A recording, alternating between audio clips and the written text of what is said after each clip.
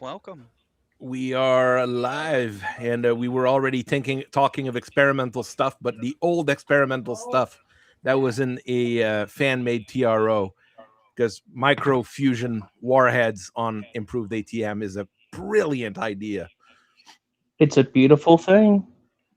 for a very short period of time. It's a I beautiful hear thing. Davy Crockett, king of the wild frontier. I mean, if you want to put a microfusion warhead on a anti-ship missile, then That's not that what it makes was a on. little bit more sense. But no, we put it on an ATM. Improved ATM. Even Because better, all even 12 of better. those have to hit the target. You want to make sure your nuke actually hits, don't you? And so many society aircraft have a few improved ATM threes. So you're only firing three, maybe, at a But dropship. the society doesn't even need it. They just sit there and come up with a gene bomb, and everybody just drops dead as they, melt, as their flesh melts off their bones. Yeah, but this was also society after they joined up with WOB. So, No, wait, no. That's Hellkite's AU lore. The Yes. actual Exteros, the society, that was just regular society. regular flesh out the society a little bit more. They didn't get a whole lot of love through the plot, and they really existed to kill off, bunch of people and try to explain why the clans are not out teching everyone within a couple of months. They existed to kill off your precious. Whoa, you're breaking up, bud. Oh, Streak Pulse ATM, yes. Why not? Yes. No. We have fun here. ER Streak Pulse ATM. Well, there's already the extended range version on the ATMs themselves. Yeah, but this is the extended pulse range. I don't have it here. I should have brought those. I had a few other things that I had written up or in another brainstorm section I had where I add ATM anti-air ATM bullets.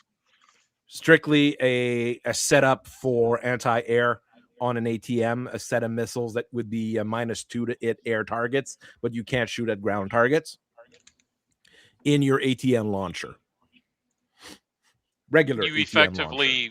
effectively load the ATM launcher with AMRAMs and stuff, so that way, like, you're gonna just murder aircraft, but not be able to murder ground targets. Their guidance is made to shoot things that are higher up than you, and you're a mech, so Yeah. you're tall. Yeah. I mean, I wouldn't mind a few more, not IATM stuff, because IATMs need to disappear because they're evil. But I don't know what you're talking about. Streak is streak. I mean, Battletech missiles have always kind of operated off of Ace Combat Aim 9 logic, which is that this missile is not only capable of locking onto and shooting down aircraft, but can also blow up an Abrams main battle tank. And a boat, and a sub, and a super sub, and a space station. Oh yeah, we sank there. I've been going deeper into Ace Combat lore in my travels, and I really missed out on Electrosphere. That's apparently one of the crazier games. So Some Faxi firing burst missiles. only work surface to air missiles would be good. I've got that in the rule booklet I've got written out here, the stuff that I recently did. What I was saying is just I was messing with new types of bullets for the different weapons, and that I would come up with that for ATMs, and there was another weird things I had for ATMs that I had created. I can't remember it. Do you off the have top of my head. Hesh? Oh, there was it was anti-radar ATMs that you basically shot, it floated around, and if someone turned on, a targeting computer, a whatever electronic, they got it the turn, the next turn, something like that. Our cannon, autocannon round, a Hesh round, HESH. What is that? High explosive squash head. It is Would it work against a mech is the question, because mech uh, armor is magic. We have to remember that. well, It I would be mean, the same as tandem SRMs. yeah, but it wouldn't actually do any damage to the armor on the outside. A hash round was the idea of the British. You fire it, it's a big blob of shaped charge. It's not really meant to penetrate the armor so much Just as it causes the inner armor to fracture and spall, and that flies around inside the And tank. I'm not sure it would work on a mech. squish rounds. Yeah, Oh, absolutely. it would, because what you're doing is you're saying, forget about your outside armor. Let's make the inside armor turn into shrapnel and zing around in there and shred the crew. The And thing for a mech, is, that would mean we're hitting internal components. no, The- but you have to remember that mech armor is made to absorb everything. Yeah, It's it not meant is. to absorb, I was like just modern simply armor that is. I was simply It's throwing great. that out there Yeah, I mean, because I understand what you're saying, but I'm not Oh, sure it's it a would brilliant work idea. in BattleTech. That's the thing. It's a brilliant idea for modern armor, but that's the kind of thing that you probably add until the autocannons came around, and armor Nope. became capable of preventing the hits from those things. The Brits, I think, finally stopped using that stuff. And they were the last ones to use it because it needs a rifled gun to operate, so you can't fire like sable rounds instead. Mm. So either So it that has or some other issues. traditional high explosive. I think I mean, there's it been- is an idea. I mean, if we were just looking at specialty rounds for autocannons, there's all sorts of things we could dream of. Mhm. I mean, like, just the I- depleted uranium penetrator. I mean, Well, that's probably what most autocannons are equipped with to begin Yeah, with. I would that's assume. just that's just already armor piercing autocannon shells. stock. I do like the looks of this. I like that Wikipedia, even though it is not always the best source for everything, for stuff like that, usually is still pretty good. Now, Because one the thing the good because the good old autistic military nerds will go and clean those up every once in a while. yeah, for a autocannon round, I would love a beehive round or some form of cluster where it's just this Well, that's doesn't just- do anything against tanks or mechs, but dear lord, I'm going to delete that thing of infantry right there. Well, I mean, There that's was fragmentation. Flechette rounds. bullets. Yeah, there's flechette and fragmentation. Mhm. Oh, those I forget exist. about that. But I mean, what I would like is some of those specialty rounds to be usable in ultra auto cannons and LBX, or just LBX. Forget the ultras. Ultras have their special ammunition that's meant to be fired They really should- quickly, while they the should change the LBX should be rules. like you can use all the specialty ammo for it. That's what Well, it's they meant to should do. they should give the LBX if you're going to use cluster ammunition, they should give you an automatic bonus to shooting at the infantry anyways because it's I a agree. giant shotgun. Also- Well, the fact that it does one damage, it's one damage points. It's better than a regular autocannon against infantry, at least. Because you're actually hitting multiple infantry instead of just one poor sucker. Well, Ultra you're LBX dividing win. What are you're dividing the weapon damage by 10? Oh, that's what I meant. I'm sorry. I didn't mean the anti-infantry thing. I meant something like thunder munitions for autocannons. Oh, mine layers on autocannons. Hey, the AC2s now is very useful. Just imagine how annoying a pike would be from then on. My A dad regular Jaeger mech. my dad worked Just- on those in the 80s as Jackrabbit. the artillery system. They had to be heat treated a certain way. I don't know any more than that, but so that they would, not break up in the air and stuff. I mean, there's a whole lot Damn of people, weird I see stuff. money.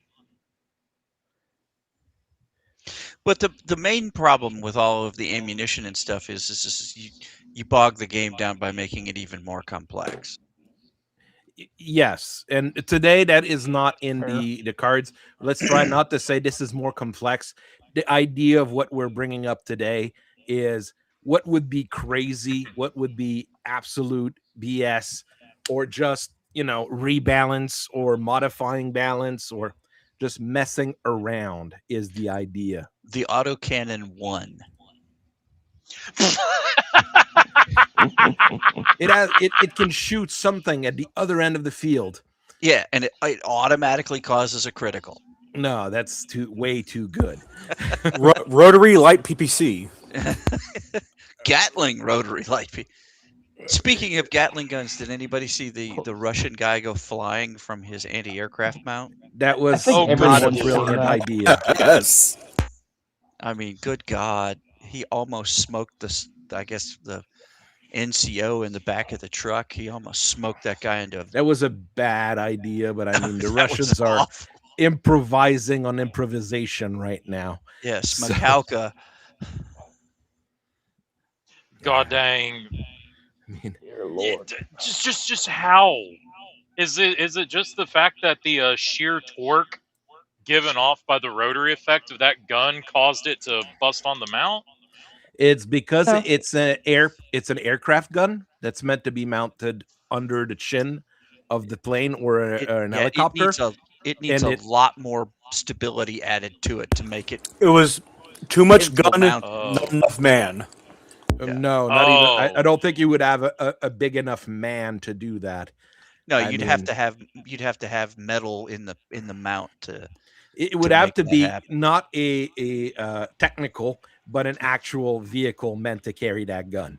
Yeah, like the Vulcan Gatling gun that was on the M113. You'd need something like that, or Yeah.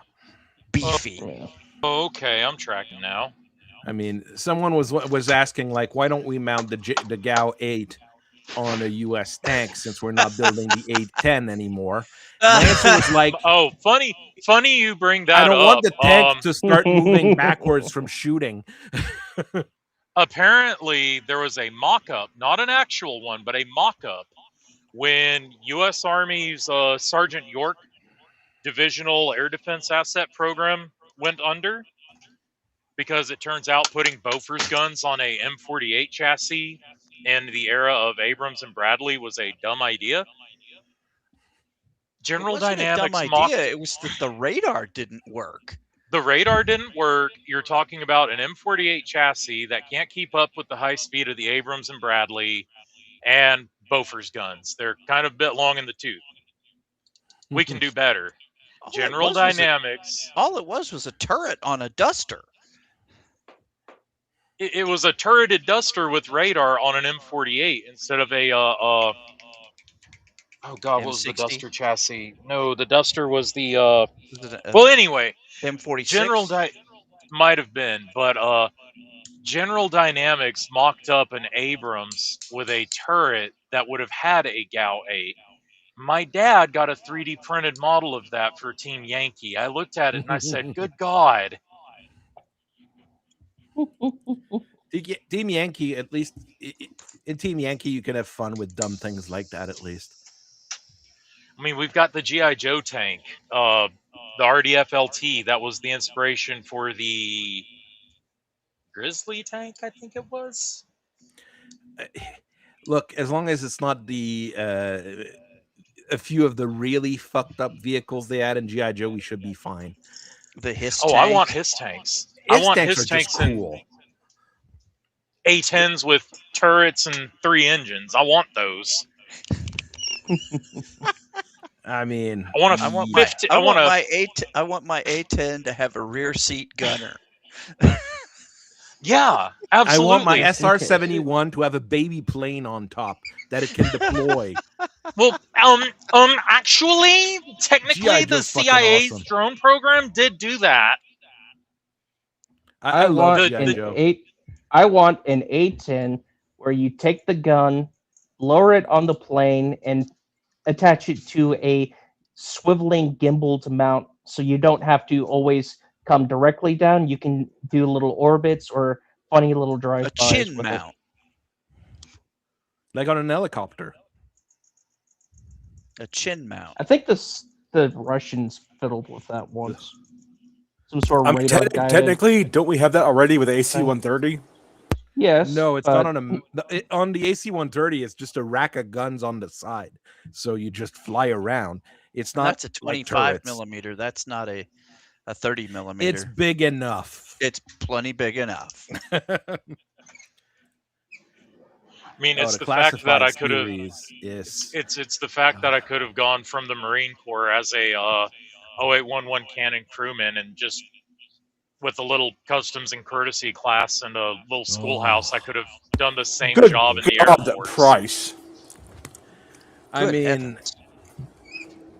yes, but that's the full kit. My brother, that you my get, brother, I that you think, has got 2 or from 3 of the- those things.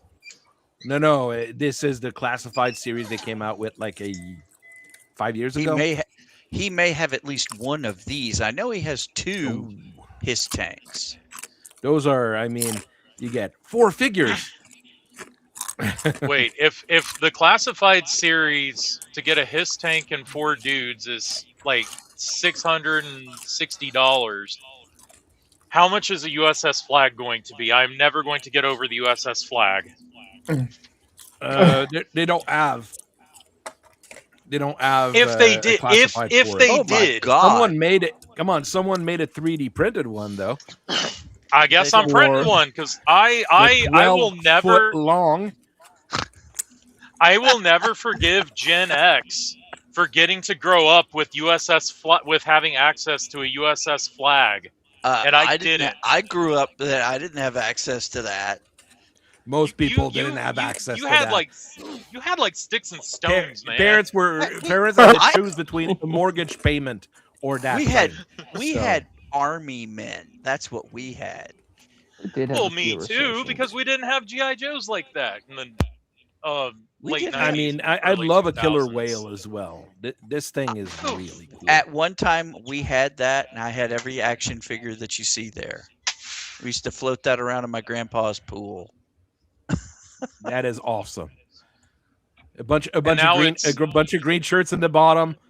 The baddest Marine that ever lived on one side. The baddest army guy on the other side, and a bunch of Shipwreck, cowboys in the back. shipwreck driving the boat. I guess. The sheer number of Burt Reynolds mustaches in that set. Oh, That's just how every single 80s special forces looked. Details. Well, I mean, No, you you- did you had- watch no, Magnum you had PI, also- didn't you? you also had another kind of special forces guy. Yeah. This guy should have his own GI Joe figure. What do you mean? Every GI Joe action figure is this guy. he's the accountant of the GI Joes. Yes, accountant. Yeah, there is a guy like that in one of the comic books. He stands up and it's like they broke my pencil, and it's like on. It's just GI Joe The guy comics that wrote has the book so on many how good not shit. to explode.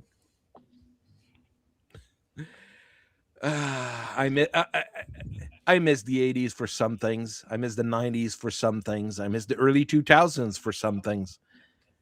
And I didn't get into GI Joe because my parents thought it was too violent. Well, my mom thought it was too violent. So I know I bought all the GI Joes I could nowadays. Come on, shooting people's only the other half of the battle. well, yeah. Knowing is half the battle. The other is very intense violence. 25% red it's- lasers, 25% blue lasers.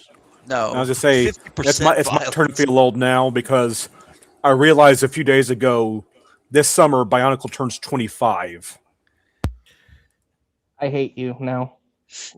I just need you to I know don't that. care how old I get and how much my back gets. If someone plays Killing Machines, the original theme song, I will get up and there will be aggressive Maori style dancing, regardless of the damage to my back. I mean, I wish they'd bring back Bionicles. Honestly, it was a fun set. Well, see, probably that's one of the wouldn't things I make wish them- they'd learn. Yeah, that's what I wish they'd learn is that the reason we loved it so much was it was actually a serious story, and it's like, guys, if you don't have to treat kids like idiots, we actually like something with depth to it. Oh yeah, when I was 9 or 10, that's when I watched Space Battleship Yamato, and then by the time I was 13 or 14, I was watching Robotech. The I have to say, even the more recent Ninjago comics, not comics but cartoons, they got worse over the years. But the first few seasons were actually not terrible. We'll go with that particular term here. Argyle saying that he didn't have it, but one of his cousins did. Like it's one of those things. It's like a TurboGrafx 16. Like we all knew a guy who had it, but we never had one. So like the people who add those things like a USS Flag or the full set of E-Man castles, all that stuff. Oh, Those people were like the kings of the playground, but Yeah. also like the weirdos because they add those things. I thought I was such hot mess back when I had the Heroescape Castle, Ooh, and we yes. would all be able to go to my house and build a bunch of sets, and we only built the fields. We never actually played the game because building the terrain was more fun. That's the wonderful world of Euroscape. They really released it. So I don't know how it's gonna go or how it's going, but Renegade generally does pretty good on their stuff. So I'm not terribly worried about them. I haven't heard anything bad. I've heard some bad stuff about Renegade, but I never had any problems with them. So uh, What's that? That old Fossa tank game? That no, was the Centurion. I'll be right back. Just a little quick. I got a picture to Centurions, post to show you another guys. 80s. Centurions and another one of those 80s series. That was actually really popular at one of the game stores I used to go to. They would buy, I think it was Centurion or there was another tank game. It just had a bunch of little itty bitty little No, plastic things, I and think those it was a were cartoon. excellent. Yeah, those were You, excellent proxies for BattleTech tanks. No, I hope you're not thinking about Steve Jackson's Ogre, are you? Oh yes, No, Ogre. Ogre. That's what it was. yeah, no. So I think he's talking about Centurions, the cartoon and the toy line. No, Oh, we were Which talking. Oh, We're talking about many No, things. no, now Ogre's this. Ogre. Ogre Oh, from is another Okay, is but yeah, one of the right back. oddest thing of all we time. used them for proxies. That's why we got them for. I mean, I played it exactly one time and I said, wow, this is actually a really fun game. And the fact that the edition I was playing off of was in a VHS box, a clamshell VHS box. I said, that's actually kind of cool. It's hard to get nowadays. I love the back of the Renegade Legion Centurion box where it said you have this kind of gauze cannon, you have these kind of lasers, you have this kind of fire and forget missile, you can travel at X amount of speed across the battlefield. Your life expectancy is 2 minutes. You Congratulations. Well, you've got a greater life expectancy than a door gunner in Vietnam or a LAPD cop in 1992. So, None of those yay. statistics bear out, though. I mean, they didn't lose that many door gunners and they didn't lose that many cops, so those comparisons don't work. Oh, yeah, I guess that's true. One of the problems with Steve Jackson's game, Argyle's kind of talking. He's talking about Car Wars as well. Steve Jackson games nowadays is Munchkin. That's about all they really Yeah. produce to make money. Everything else is not just on the back burner. It's I gone. played Car Wars one time and I spun my car out making a 30-degree turn at like 20 miles an hour. And then it was all downhill. Were you playing an Asian driver? Oh no, I didn't say that.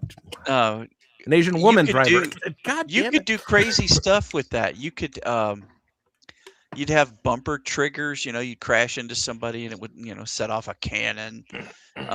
Did all kinds of crazy stuff. There was a game store in Orlando in the 80s and 90s. It was Enterprise 1701 and it was on Careen Drive.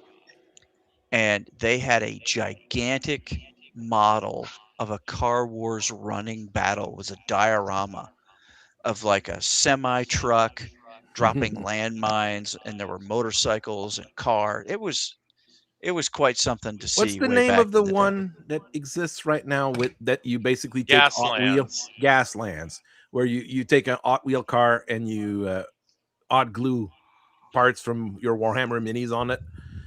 That's basically the gist of it, and it's actually a pretty fun game. It's a But good game.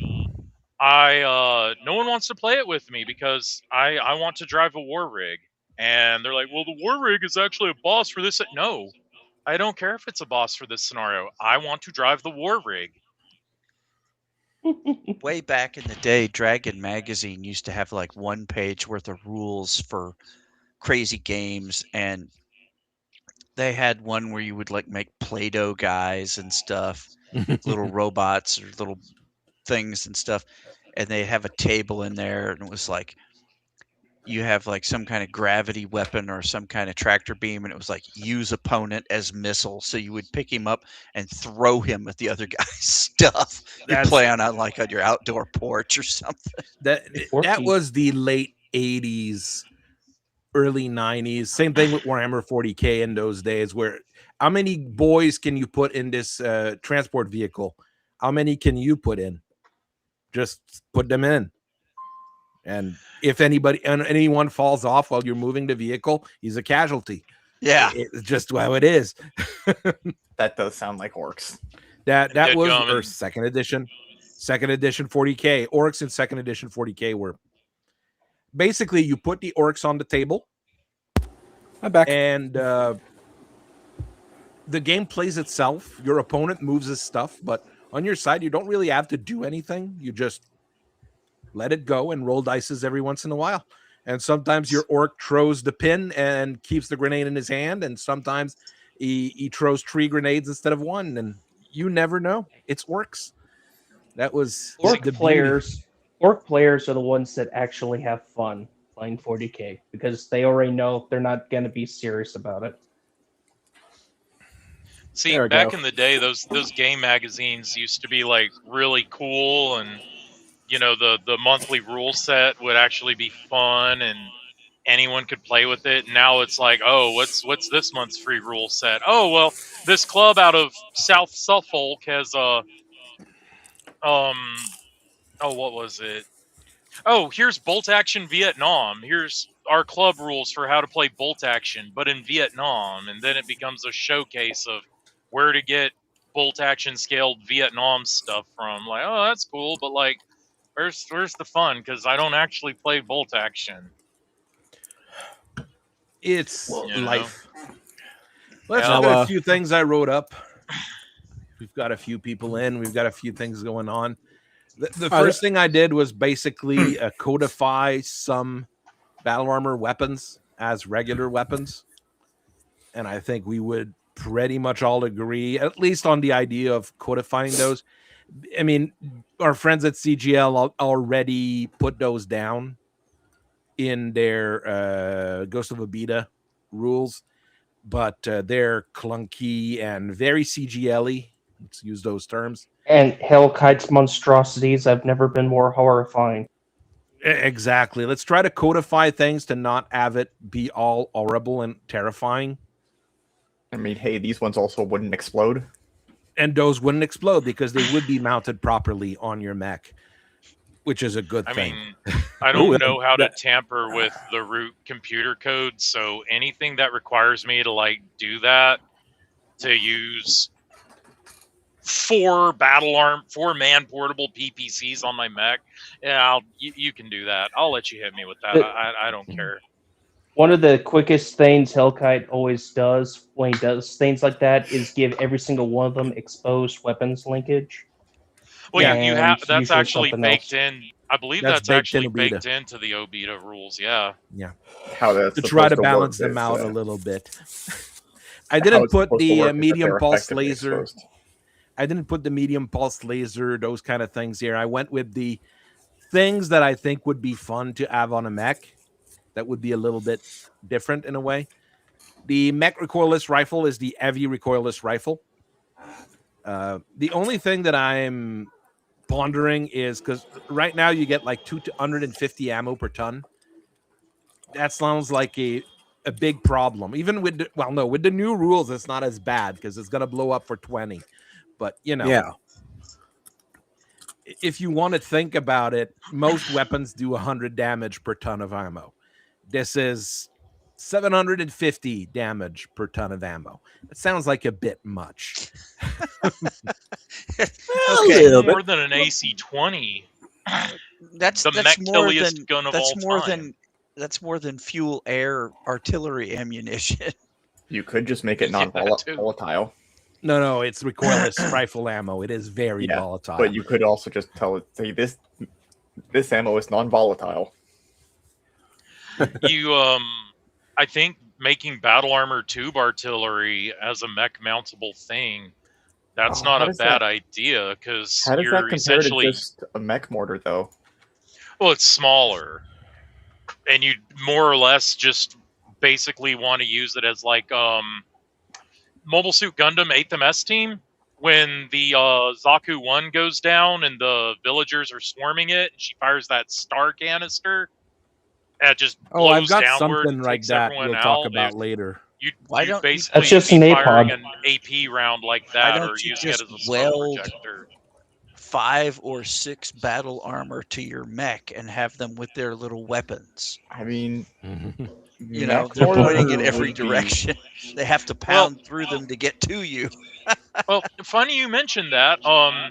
In my perfect Heinleinian run of society, like if we ever did a Battletech map-based campaign where you're building your star empire from the ground up, one of the punishments in my perfect Heinleinian society would be you are entombed in a suit of worn-out battle armor, and you're welded to a mech. And congratulations. Well, that's mean. Sentient sandbags for the win. Well, I mean, The SS. well, I I mean, mean, don't the thing is, commit all of heinous those crimes in weapons- my society, and you won't be put in the blade of battle armor. Yes, all of those weapons here are better than machine guns, but that's because Battletech machine guns have never been good, unfortunately. Battletech Unfortunately. machine gun, one machine gun, fires for 33 minutes. There is that, but So that's why the rapid fire rules exist. Okay. If you're that much ammo, 33. Do these things have the rate of fire of an M3 grease gun? Depending on how you look at it, and when you go into Fluff 3, there's something like a 50 cal Browning or 20 millimeter Bushmaster. So yes, I mean, the Browning has It been could. around and is still there. There is a So video But, I of mean- Jerry Muselek, the guy who can shoot like 6 quarters out of the air in under a second with a 44 mag, and he's shooting a grease gun, and he lays down on the trigger, and he just looks back at the camera like, what am I supposed to do with this?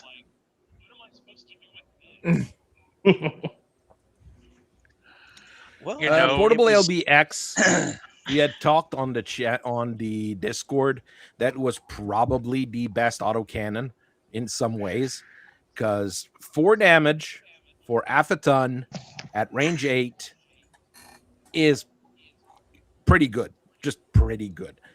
And yes, it's 4 fair. points of 1 damage, but I mean it is quite good overall. What does the asterisk mean? It's cluster rounds. Okay. It's an LBX gun, and you can't technically the battle armor version you can't put slugs in.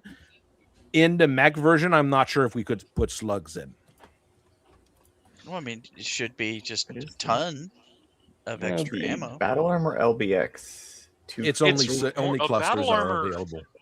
And it's What really... you could also, one Oh. of the things that you could also think of doing with the ammunition is you could put it in half-ton units, because it wouldn't, be so heavy. I mean, For these kinds of guns, we could probably go with something like that. yeah, I Yes. mean, half a ton, and it gives you like 40 or 50 shots. Because let's face it, when ammunition, Scott, Oh yes, Tanky, hello. you take a mortar bomb out of its cardboard tube and all the other stuff. It only weighs a couple of pounds out of Yeah, all of the shipping stuff. It's not super the heavy. I mean, the powder bags, the tubes that we fired at Fort Sill, that contain the powder train are not that heavy at all, and the individual bags themselves are like the size of a softball. It's not a heavy powder train at all. This is not the battleship New Jersey with, we have a 100-pound basketball of gunpowder with little patches of black powder sewed to them, 6 bags of 50 to 75 pounds That would each. probably be something similar to a 20 mil or something like that for the LBX, the portable LBX. It wouldn't be a big bullet to begin with because it's meant to be used by battle armors originally. So support the thing that always PPCs dissuaded me from also available. The thing that always dissuaded me from battle Crap, I gotta go. not only is it permanently a cluster, it's just a lot way You are breaking up really badly. I didn't get any of that. Yeah, I got like 1 word in 10. Let's just go with the ultralight PPC real quick. Support PPCs. They're not a bad weapon. You do have not a fantastic range at 6, but it's still better than a machine gun. Doesn't kill infantry as well as a machine gun. I put it at 2 eat, while with the Ghost of Abita rules, it would be a 1 eat weapon. But I mean, 2 is reasonable. You don't have ammo to put into it, so it's still pretty darn good for that. And I said you should be able to put a PPC cap on it. Stick a PPC capacitor on your ultralight PPC, you generate 2 eat, and you double the damage. Is it good? Probably not. Probably not the best investment in tonnage and space, but you can do it for fun. Yeah, it's perfect. It's perfect. Take the gunapults, remove the machine guns, and replace it with support PVCs. Done. Now you don't explode. You're willing to risk it all for Intersphere medium laser damage because that capacitor can explode. Yes, it's worth it. It's worth it on a thing with 12 of them. I would simply get 12 Intersphere medium lasers with clan double heat sinks and never overheat and just fuck you every round. Just reinvented the Blackhawk. You just reinvented the Blackhawk. Congratulations. The gunapult, but a more heat efficient Blackhawk. Wait, the thing is, the gunapult also has an ICE engine, so those ultralight PPCs wouldn't quite work on it. You'd probably be stacking recoilless rifles on it, which would be even more terrifying. Power converters. I have accepted this transaction, and I shall be running around with my recoilless Apult. Recoilless Apult. About to buy out every pilot and Love's truck stop along the interstate of all their APUs just to power the PPCs on it. Improved max shot is just because that's actually not a converted battle armor weapon. It's because the max shot sucks. It's actually one of the worst weapon in Battletech. So I made a huge change to it. Go on. It deals extra damage to infantry. Like an anti-personal Gauss rifle. That's all I say, that it just acts that way. Yeah, just another D6 on infantry. Yeah, I mean, it basically is an inner sphere AP Gauss going forward. Yeah, that's the easiest. But if you want to really fuck up infantry, you take a flechette cannon with the same range, no damage on battle mech or anything that has bar 8 or more armor. But on everything else, it deals 4d6 because it's 4 flechette guns duct taped together with a huge capacitor in the back, and you just spray and pray. I will see that your flechette gun, if you can up it to what's that freaking monstrosity the Steiners like using, the fire drake needlers. Yeah, it's in the same family. Yeah, Okay. But I mean, the fire drake needler, I think also, the bullets are also over superheated when they shoot them because infantry needs to die. And I think it's more like a covered in chemicals, and then they ignite when they're fired. Oh, Something because like it's that. so pleasant. That's such a pleasant thing to do to people. Yes. Well, that's what 12 inner sphere Steiner medium. commandos use. 12 inner sphere medium lasers sounds like a Crusader 6T kind of job. Yes, you are right. Our good friends in the Torian Confederate, our good friends the Torians do love to go crazy on some things. And the one thing that I might be too strong because of how the rules work, portable plasma rifle doesn't have a fantastic range. 2 plus 1d6 anti-infantries, the same as many of the other weapons, but generates 2 eat per it, like the portable plasma rifle. So if you stacked those things, you can easily get that, 15 eat in one turn. Make a piranha with those things mounted on, and you just walk up to the guy, you press the button, and he shuts down. And they have better range than things like the heavy flamer. Well, the heavy flamer is a terrible weapon as well. I have to say, I like the ER It does flamer. do I like the regular 4 d6 versus infantry. Oh yeah, no. It cooks infantry, but it requires ammo. That's why I don't like the heavy flamer. It requires it's 4 plus 6 d6 against infantry. 1.5 tons plus ammo. I do not like the heavy. I understand why it exists. It's okay, but in retrospect, I think I like the ER flamer. I like the regular flamers. Okay.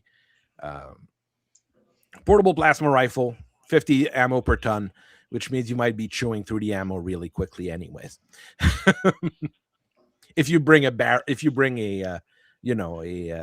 battery of it, which is what you should do with some of those weapons. They're not meant to be a one and done, except on maybe like a Locust. If you're redoing a Locust with a pair of mech recoilless rifles instead of the machine guns, that'd be okay.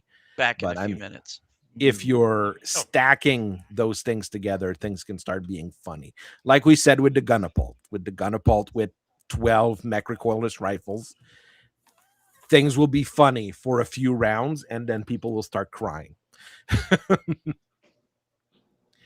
So this is probably the least controversial stuff that I've created right now.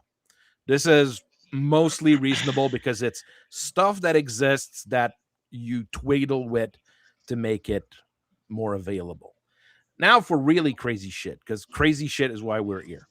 Do we want to real fast? When we sat down and they did, and they made the Huntsville House rules, one of the big things was the battle armor and infantry weapons being like, okay, a bear hunter super heavy autocannon doesn't actually do shit against what it's supposed to do. So we actually made a whole chart in our house document that says, hey, a mag shot Gauss will do this, a bear hunter will do this, etc., etc.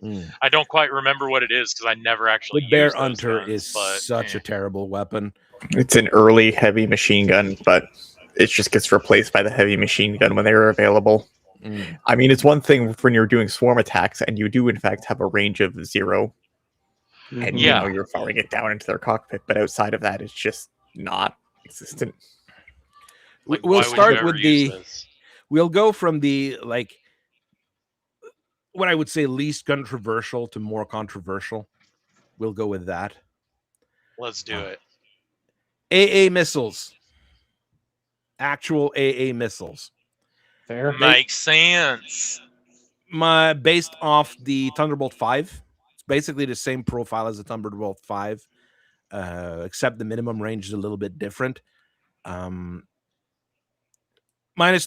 to it against air vehicles. Cannot be fired on ground targets.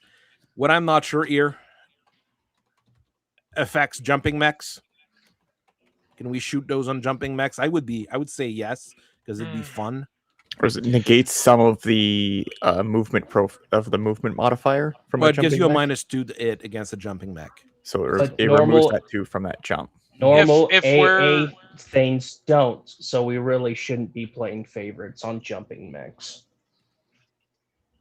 I mean, if we're going off the presumption that AA missiles are exclusively infrared guided, and a mech generates that much of a heat signature when it's jumping, sure, why not? Problem is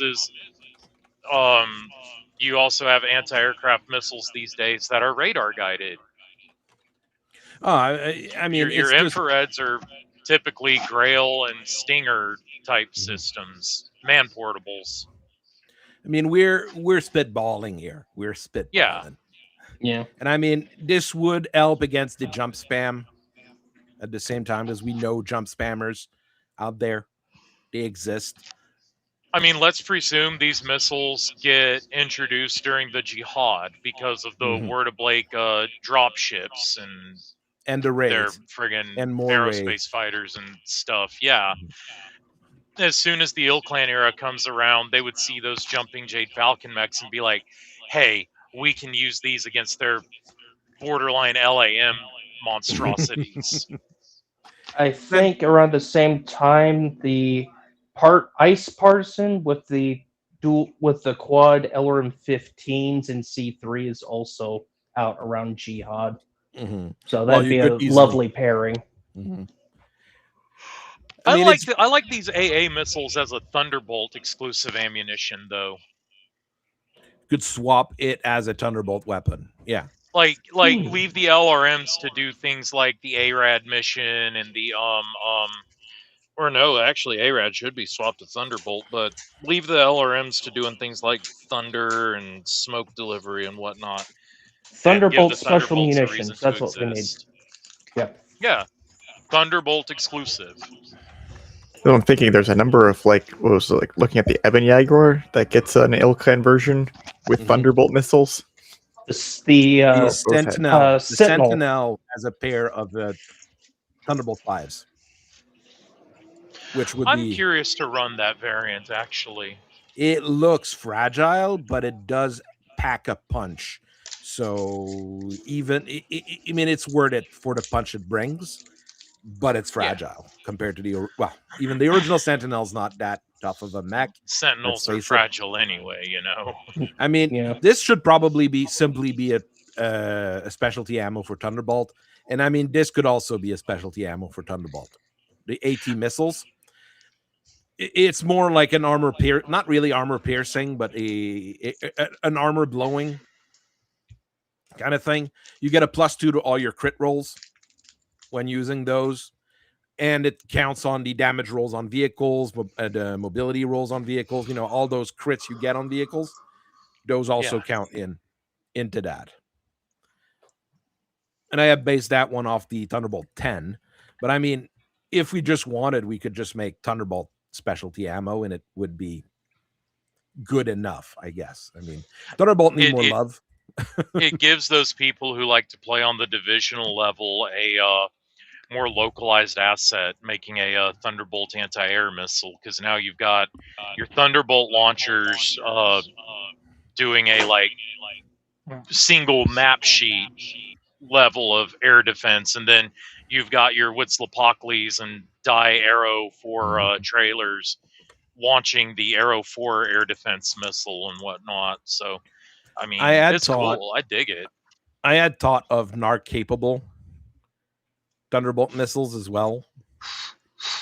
With how the rules, they've changed the rules on the NARCs. You'd get a bonus to it because it's a NARC missile. Now all NARCs give you a bonus to it, right? So you'd get that and the free indirect fire that NARCs give you. Now so an anti-missile system shoots down a Thunderbolt automatically, right? No, and it's a 2 in 3 chance that you shoot the missile down. I think with an anti-missile. You've got a strong. I forget what the actual number is, but you do have a strong chance of taking out the shooting missile. down a Thunderbolt missile. I think But- I think what we had figured out was that it's better to shoot SRMs or LRMs at the AMS unit first and then shoot the Thunderbolt. It almost looks like there's some kind of arms race or something with the reintroduction of anti-missile systems to, counter these specific types of missiles. But I mean, an ARAD missile should be able to target a unit with AMS because the AMS is giving off those micro Doppler pulse radar waves. But the other thing you can, it's the thing that Elkite keeps bringing up when he talks about the Thunderbolt. Yes, you've got, with a Thunderbolt 20, the other guy's got maybe, let's say, a chance in 2 of shooting down your missile. But if your missile it's 20 damage. While with an LRM is you shot an LRM, you get a -4 to your roll, for your clusters, you get this, you get that. So the Thunderbolt might still be better than an LRM. Well, LRMs, if it goes through. LRMs are not nearly, I mean, unless you are able to just launch LRM carrier loads of them at people, because they sprinkle the damage all over the mech, they're nowhere near as good as AC-10, AC-20, or a Gauss rifle or a PPC. I mean, those things do much more concentrated damage because you're looking to break through the armor. Dusting it off just doesn't help. Well, what was even the purpose of the LRMs back in the day when you guys were playing early Battletech? It was the longest ranged, Yeah, weapon you can take on the people board. under fire. Yeah.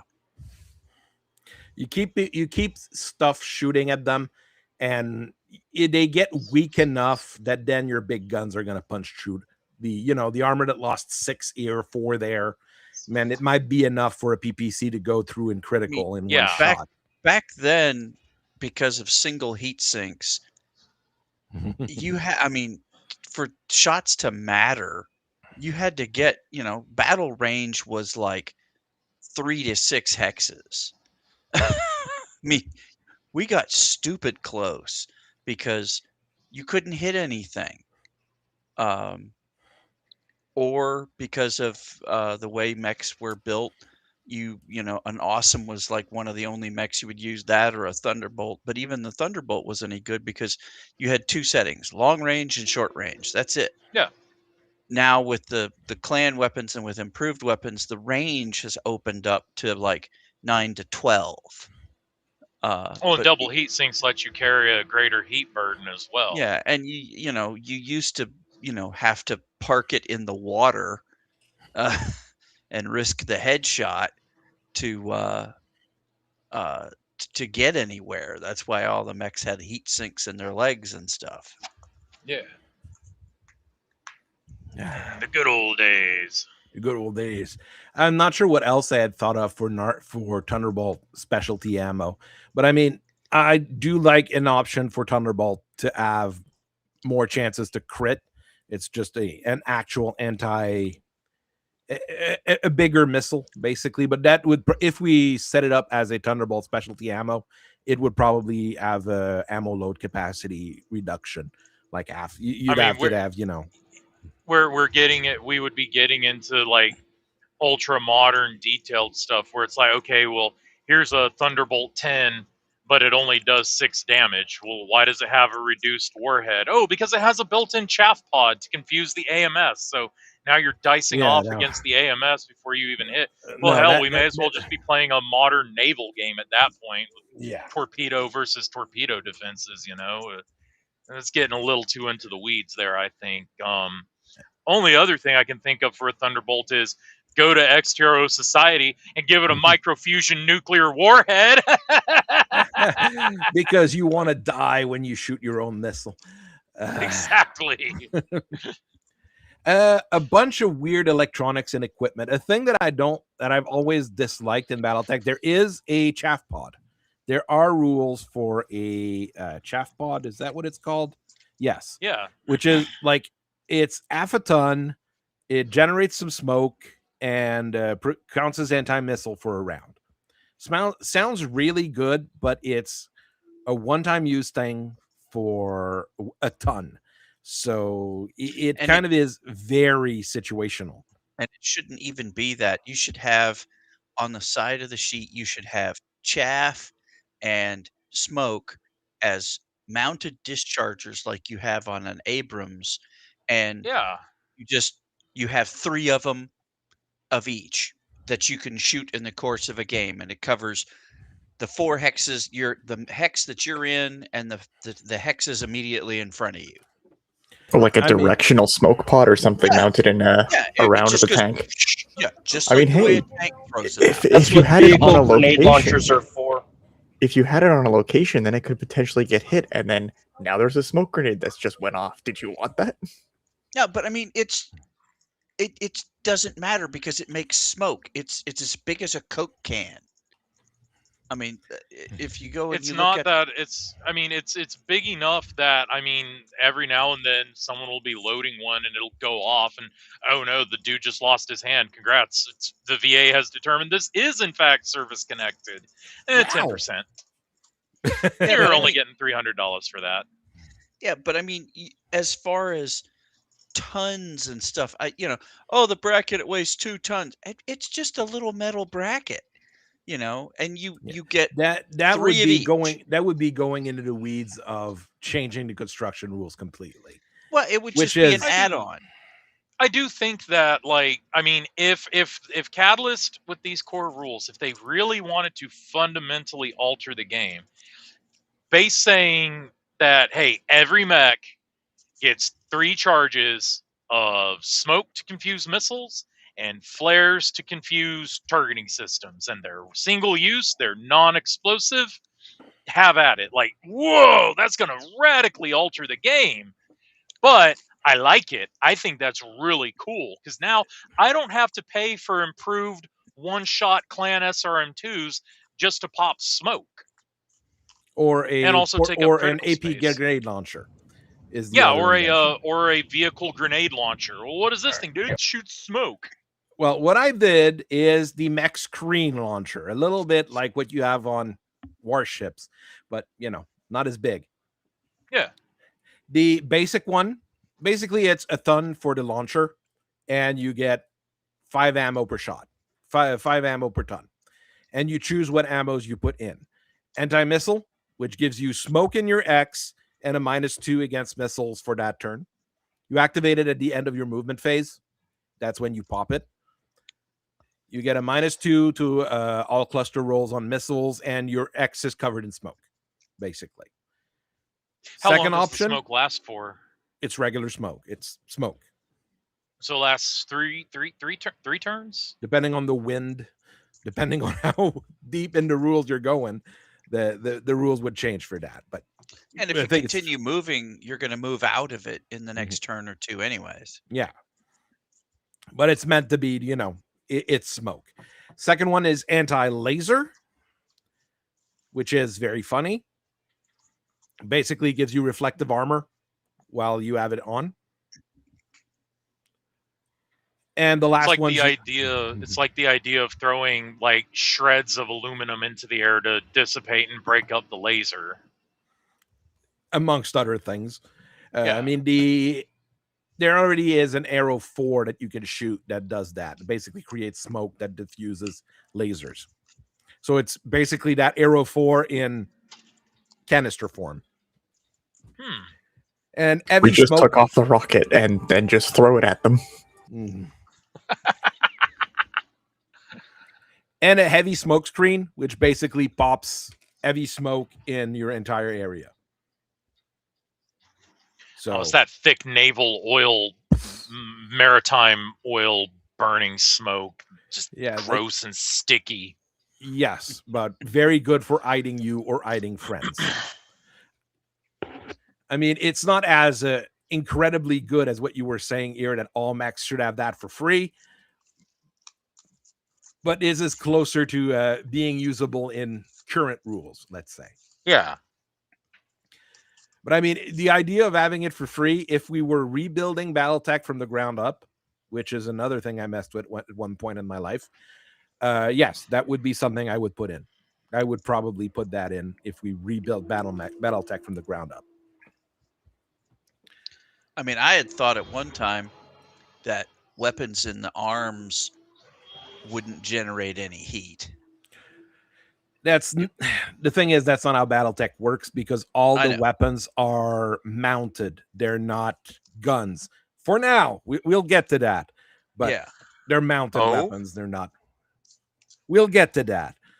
That's why I'm trying to, well, not hurry, but go through things here.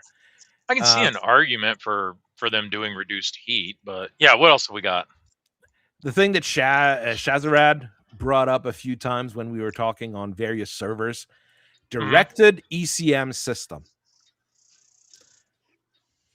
Basically, a weapon that activates during the tag phase, because right now there's the tag that is activated during the tag phase. We're putting another thing in the tag phase. You target a mech within line of sight in 15 X's, and that mech is affected by an Angel ECM for that turn. And he loses stealth armor, chameleon, null sig, void, all that stuff. He also loses that. But unlike the ECM, unlike the regular ECM, it's one target. It's one thing that gets affected by it. I need Shaz to show me on the CGL plush House Davion Atlas where the guy with chameleon touched him. No, that's me that added that. And his thing is because he's a guy who messes with ECMs for his work. So put this on the Cephalus. Okay, ignore me, and then also your ECM doesn't work anymore. Oh shit! No longer. So now there's a light mech that you can't get rid of because it has feral MLR. Or put that on a battle armor, and have battle armor start tagging people all over the battlefield. So, yeah, because there's battle armor single hex ECM. So if you had a directed ECM with battle armor swarming you, okay, your stealth doesn't work anymore. Well, I'm gonna die. Now if they were autonomous, so we don't actually care about them being hit. Behold, Elkite, get out of this body. I have haywire narc pods now. But I think this would be closer to how ECMs work in real life to begin with. But it would also not be a complete game changer, but it would be something that messes with those people who spam stealth, chameleon, null sig, all those things. Yeah, like, actually, isn't that what haywire narcs do? Just about it disables your. So it's like it's a haywire narc that you have to keep constantly targeting. Yes, you have to keep pointing the ACM at the guy for him to die. And it generates 2 EAT per turn because I wanted to make sure that, some balancing elements. It's not free. It's not entirely free. You need a double EAT sync for it, so it's 2 tons if you're a clanner. Basically, it replaces a regular ECM. I put it as weight-wise, it replaces a regular ECM. Weight-wise and slot-wise. So you could swap out a regular ECM for that thing. And it doesn't count. Okay, doesn't count as an ECM for stealth armor. I need to put that down because people would, we know you Liao fuckers out there, people would abuse that. Now, if it also had the limitation where you can only activate one ECM system at a time, so even if you double up on them, you could only have one of those on at a time. Oh, yeah. I was going to point that out, too, is that you can put 2 ECM suites on a mech with stealth armor, but you can only have one on at a time. And the one that's on powering your stealth doesn't give you stealth bonuses. In fact, I believe it actually shuts down your own C3 and your own Artemis, which is why you don't see Artemis and C3 on a ton of stealth stuff. Mm-hmm. This is more like, this is very situational. But I think it would be a fun thing to have in the arsenal of mech weapons that are available. It gives a little bit more things to the EWAR people to do. Especially on those mechs that can't really be carrying much of any kind of form of weapon anyways. Like that Oz Scout or something. Yeah. There's an Oz Scout going around. Or a cicada. There's a cicada running around just fucking with people's electronics. It's like, yeah, he can't do any damage, but he can help. You can't use your C3 Master because he went in and just started going around the C3 Master guy. I'm thinking a spider with this. Ooh, Okay, your C3 your C3 system is down.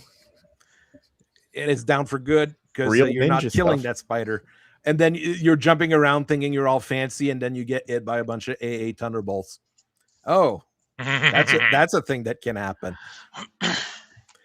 See, there's synergy within our technology we're talking about here. It almost like there's some kind of arms race or something from people who've been at war a lot.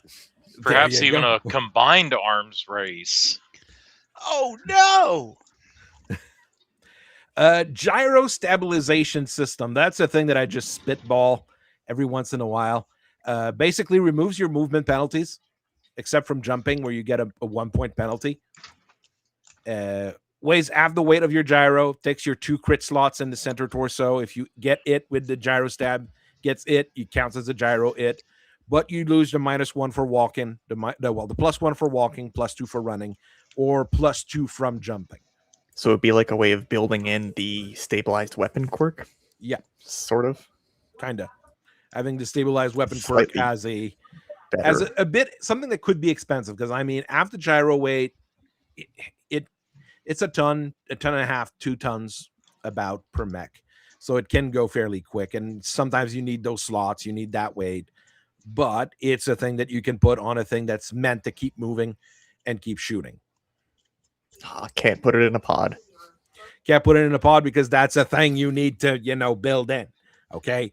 It's kind of, it's tied on to the gyro here. Your gyros, it goes on to gyro.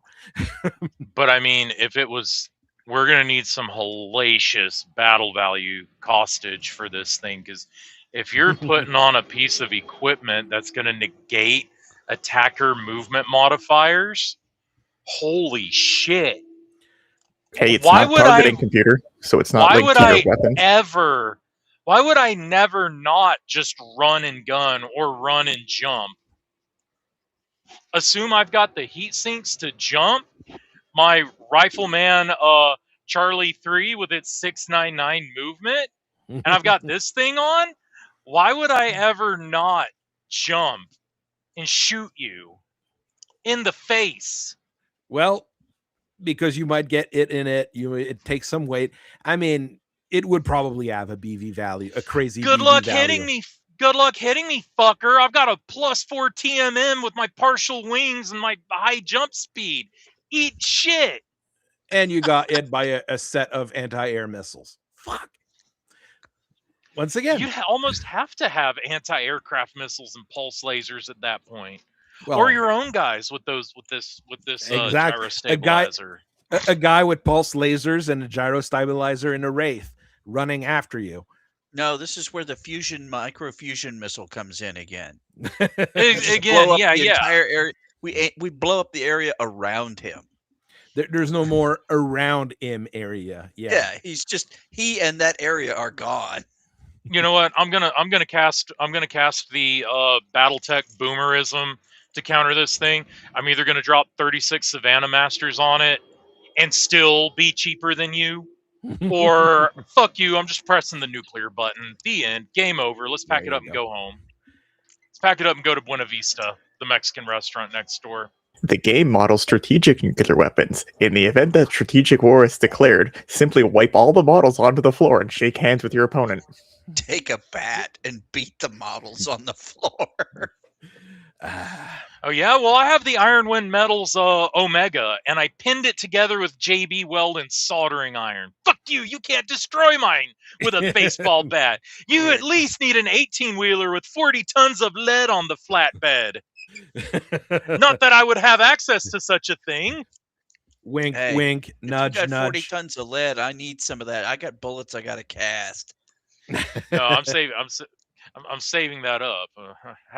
Saving that up for the right time. But yeah, sure, why not? The muzzleloaders need the muzzleloaders need bullets. Okay, so what's this about the head? Armor. It weighs a ton, takes your crit slot in the head, but turns the armor in your head into Arden armor. You can now take an AC-20 to the face. Armored cockpit. No. This is Arden armor. This means you can take an AC-20 to the head and walk off. with 1 point of internal structure left. Yes, You but ha- you can walk it off. with patchwork armor, you can do this Yes. certainly in Skunk Works. Yes, but this is the problem with patchwork armor. The way patchwork armor works, if you put ardent armor in the head, don't use any specialty armor anywhere else because it's going to take like 1,000,000 crits everywhere else. Oh yeah. With this, it's just you slot into the head with a ton, your head crit slot, and it turns the head armor into hardened armor. Yeah, I've had a lot And of you have a luck -1 penalty for ejecting because you're basically just welding a bunch of stuff on the head to not have it break down. I've had a lot of luck with the armored cockpit. Armored cockpit is also good, but this is armored cockpit prevents you from dying when the cockpit gets it. This prevents you from getting, ed capped in a single shot by a Gauss rifle. But even then, you can lose the mech, but as long as you save the pilot. Mm-hmm. This is basically your ed cap prevention device, which I don't think is a bad idea. And I think people would quickly adopt that throughout the inner sphere, especially with Gauss rifles running around and so many of them. Oh, when the pilot starts to be more valuable than the mech? Exactly. Next module, Ardent IP conversion kit for Ardent armor once again. Weighs a ton, takes a crit slot in each of your legs, but what it does is even if you have Ardent armor, you get no penalty to movement and no penalty to PSR. We basically took the IPs, replaced them by something, more reliable. Industrial scale. We made them dummy thick. Yes. So you have a thick butt mech, but it works. Isn't this just like AES then? A what? AES, it's different than AES because AES you can't mount on anything bigger than 80 tons in the legs, I think. And the weight is different on AES. It'd be like 2 tons per leg or something like that. This is just we've reinforced the hips. And the biggest thing is you get no penalty to movement either. So you're in your Hammerrock, you'd be going 3.5 and have no penalty to your PSR.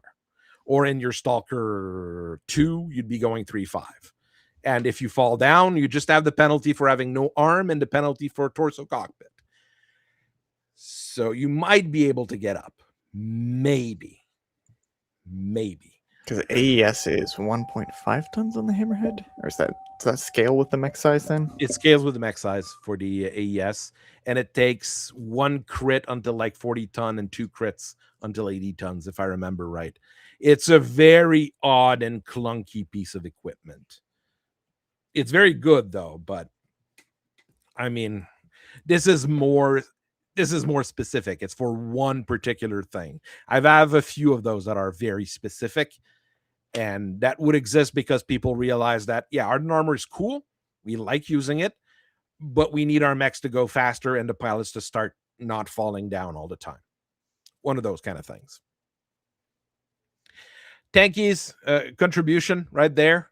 Streak weapon guidance for all direct fire weapons.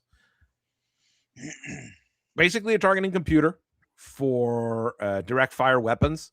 Same rules as the clan targeting computer, but basically it's for all your direct fire weapons rather than shooting normally. It only fires when you get an actual it roll, when you actually it. Would this be easy to balance? Probably not. I think it's Armor that brought up the weight for it should be about the same as a regular targeting computer, and I think that's right. That's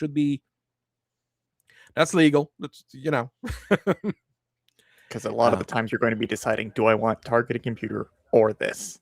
Especially on something like the Legionary. Or a Warhawk. An actual Warhawk with this, if you swap the targeting computer with a streak weapon guidance, you would be able to say, like, I shoot my 4 PPCs every turn, because if you know half of them are going to miss, which is the average, you're still just only going to generate heat for 2 of them. It'd be for those big gun mechs, it would be a good thing because it will allow you to. Are you saying that would be per weapon system? No, it's like a targeting computer. It's you pay for You've got 15 tons of direct fire weapons. It weighs 3 tons, takes 3 Okay. slots. Okay. Just like a regular clan targeting computer. Maybe we had have different. it interfere with the targeted computer, so you can only take one or You can the only other. take one or the other. I like it simply because then it's like a phaser's locked on target kind of thing. From Star Trek, yeah. Yeah, phaser's locked, you know. We had different things like maybe it still fires if you get a bad attack roll. I was thinking maybe that as a balancing measure. Like if you shoot and you miss by 12, no, not by 12, miss by 6, it still shoots because it just fails. You roll 2s. Only effect autocannon. I was thinking of that, but that wouldn't be good enough. That would make it not very good. Always 2 hits on ultra autocannons. Yes or no? I'm not sure. I'd say you still have to roll for it. Okay, that I think it would be more reasonable that way. Because Or the ultra 20 would be cluster hits. And if it affects ultras, then it would also affect racks. And we don't want a rack to suddenly hit with all 6 shots every time. Yeah, that would be very bad. That would be very bad. I mean, just it shooting and hitting and then making the number of shot rolls, I mean, without building up any heat would still be pretty bad news. I mean, the rifleman with the 2 rotary autocannon 5s, I mean, this one doesn't have too many heat issues on a regular rifleman or something like that, or something closer to a regular rifleman. Yeah. Like I said, if you combine this with Thunderbolts, you now have an Intersphere version of the Clan Streak LRMs. It shouldn't affect Thunderbolts. It should affect lasers and autocannons only. So it's just not missile weapons, so that way it doesn't also cross over with the thing is Streak weapons. Yeah, and it also it's direct fire weapons, and a Thunderbolt is technically indirect fire because you can fire it indirectly. Only your ballistic and energy weapons. Yeah, and Gauss rifles for funsies. Sorry about that, y'all. I had to check in with the security guard. What did I miss? We were talking about head armor. No, you missed your own invention. What's that? Streak weapon guidance. Oh, wherein it costs a quarter ton per critical slot, and will take up 1 critical slot for every full ton. Well, it's a jealous system. It's a jealous system, so you can't use it with AES or a targeting computer. Yeah, I mean, sweet. I think it would be a good. I don't think it would be completely broken, but it would probably have one of those crazy BV tacs, like a few of the things we've been discussing. Remember when I mentioned it's a jealous system, so you can't use it with targeting computers or AES? Yeah, if one weapon has a street computer, all the weapons got to have a street computer. Oh yeah, and I'm just counting it as a regular targeting computer. It's 1 ton per 5 ton of direct fire weapons. Oh, that works too. Basically, you can swap one for the other. So in your Warhawk, you could swap this in. And then your Warhawk is even scarier than he was. That is bad, but good at the same time. I mean, I don't think this would break the game. It would have to have a BV tax appropriate to it, but it would be reasonable. I don't see a reason why not at this point. We might see fewer targeting computer mechs then. Auto hitting on everything. It would be a situation where people would think of, do I want to hit more or do I want to hit to eat less? Because this is really to manage your eat more than anything else. So on a thing like a Blackhawk or, anything that generates tons of eat because it's got tons of guns, this is better. On a thing like a Pack Hunter, I'd rather have just a gun and a targeting computer. I'm going to be shooting it every turn anyways. And I've got the eat sinks for it. So I'm just going to shoot and take the -1 to it. This would be the case of I've got, a mech with 4 large pulse lasers. If only 2 of them hit, I don't generate 20 eat. That's much better. I think you understand what I'm saying? Yeah. We were discussing still generate 1 point to eat per weapon. Maybe that would Now, be. would it work with pulse weapons? That is where things get confusing. I'm not 100% sure how we'd manage that, because the regular targeting computer still works with pulse weapon, and you just can't aim shot with it. The accuracy bonus of a pulse weapon comes from the fact that it's firing a bajillion little micro pulses a second to get that accuracy bonus, I think. So, I mean, doesn't affect pulse lasers. Why not? Okay, does a targeting computer affect rotary autocannons and ultra autocannons on rapid fire mode? Only the to hit, not the cluster. Only to hit, not the clustering. Only to hit, not the cluster. Then I can see no reason why. Only on single shot. No. Targeting computers only work for single shots. No, they don't. Well, that's what I'm trying to figure out. This is the common misconception people keep having with targeting computers. The targeting computer affect ultra autocannons, rotary autocannons, and pulse lasers. You still get your -1 to it. You just can't do an aim shot with them. Oh, that's right. Okay. Because of the because of the beautiful time when you were playing and I was playing, where people were aiming shots with large pulse lasers and decapitating or doing 4 large pulse laser hitting the center torso every turn. Well, I mean, heck, in the old days when you could run your gunnery down to a -4, oh God, you're like, oh yeah, of course, I'm going to aim every shot because now I'm starting at a 0. So Natasha Korinsky genuinely was frightening because she just dusted people immediately. Okay, the next one is another. It's not a tanky invention, but I invented it for tanky. The EMP reversion. You got me system. A present. Yes, the EMP reversion system prevents all mech tasers and T-SIMs from affecting your mech as long as you have it. I never want to get hit with a taser again for the rest of my fucking life. I've been tased 3 times for training purposes, of course, and I never want to get tased again. So your mech is simply grounded. Yes, there's a ground running behind your mech. There's a chain dragging from one of your mech's legs on the ground. I mean, the chances, there's not enough T-SIMs floating around. There's not enough mech tasers floating around to really be a problem.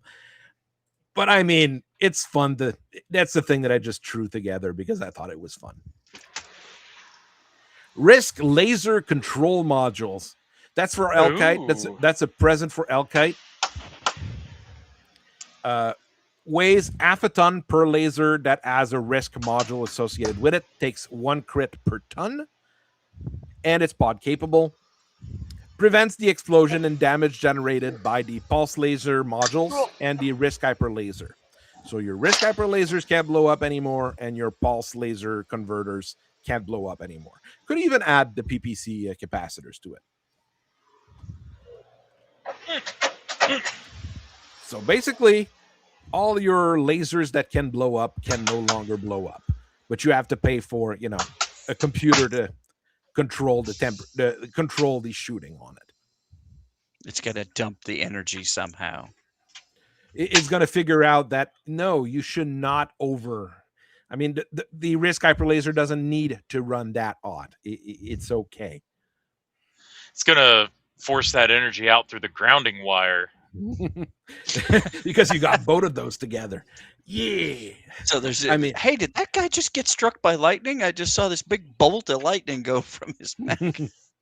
But I mean, this is a thing you could put on that 105-ton malice, and it would make the 105-ton malice even scarier because it couldn't blow off his own hard. I'm gonna run it one day. Next time, I'm gonna run it. I'm gonna say, look, got to play it with the quirk. I got to play it with the Battletech quirks to get the full value of it. But I just want to hit someone with at least 2 of those 4 risk lasers. One of them can blow up. Don't care.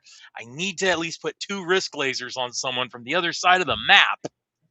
I mean, it's ER large laser ranged AC-20. So have fun. And I'm going to have a little coolant truck going along with it to keep it cool. And I think it has decent cooling. I'd have to recheck the book, but I think it has decent cooling. It's hyper lasers have a cooling jacket quirk. Okay. It's got, all the radical double heat sink clammed fucking coolant pod. Like, I mean, it's meant to survive. Well, it's meant to not blow itself, not overheat itself when it shoots. Now, as far as not blowing itself up, that's up to you and your dice. Last thing I designed as far as equipment goes, the gel cockpit unit for the people who watched Evangelion. Basically fills up your cockpit with gel, so you absorb the shots and absorb the things a lot better. I would go further with that and just copy the vehicular things for what is it?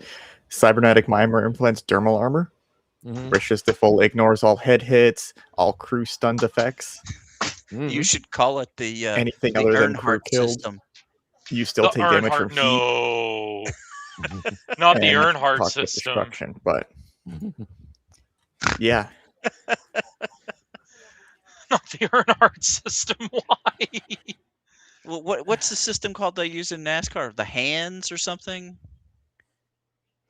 They have goodness, that's a my brother question right there.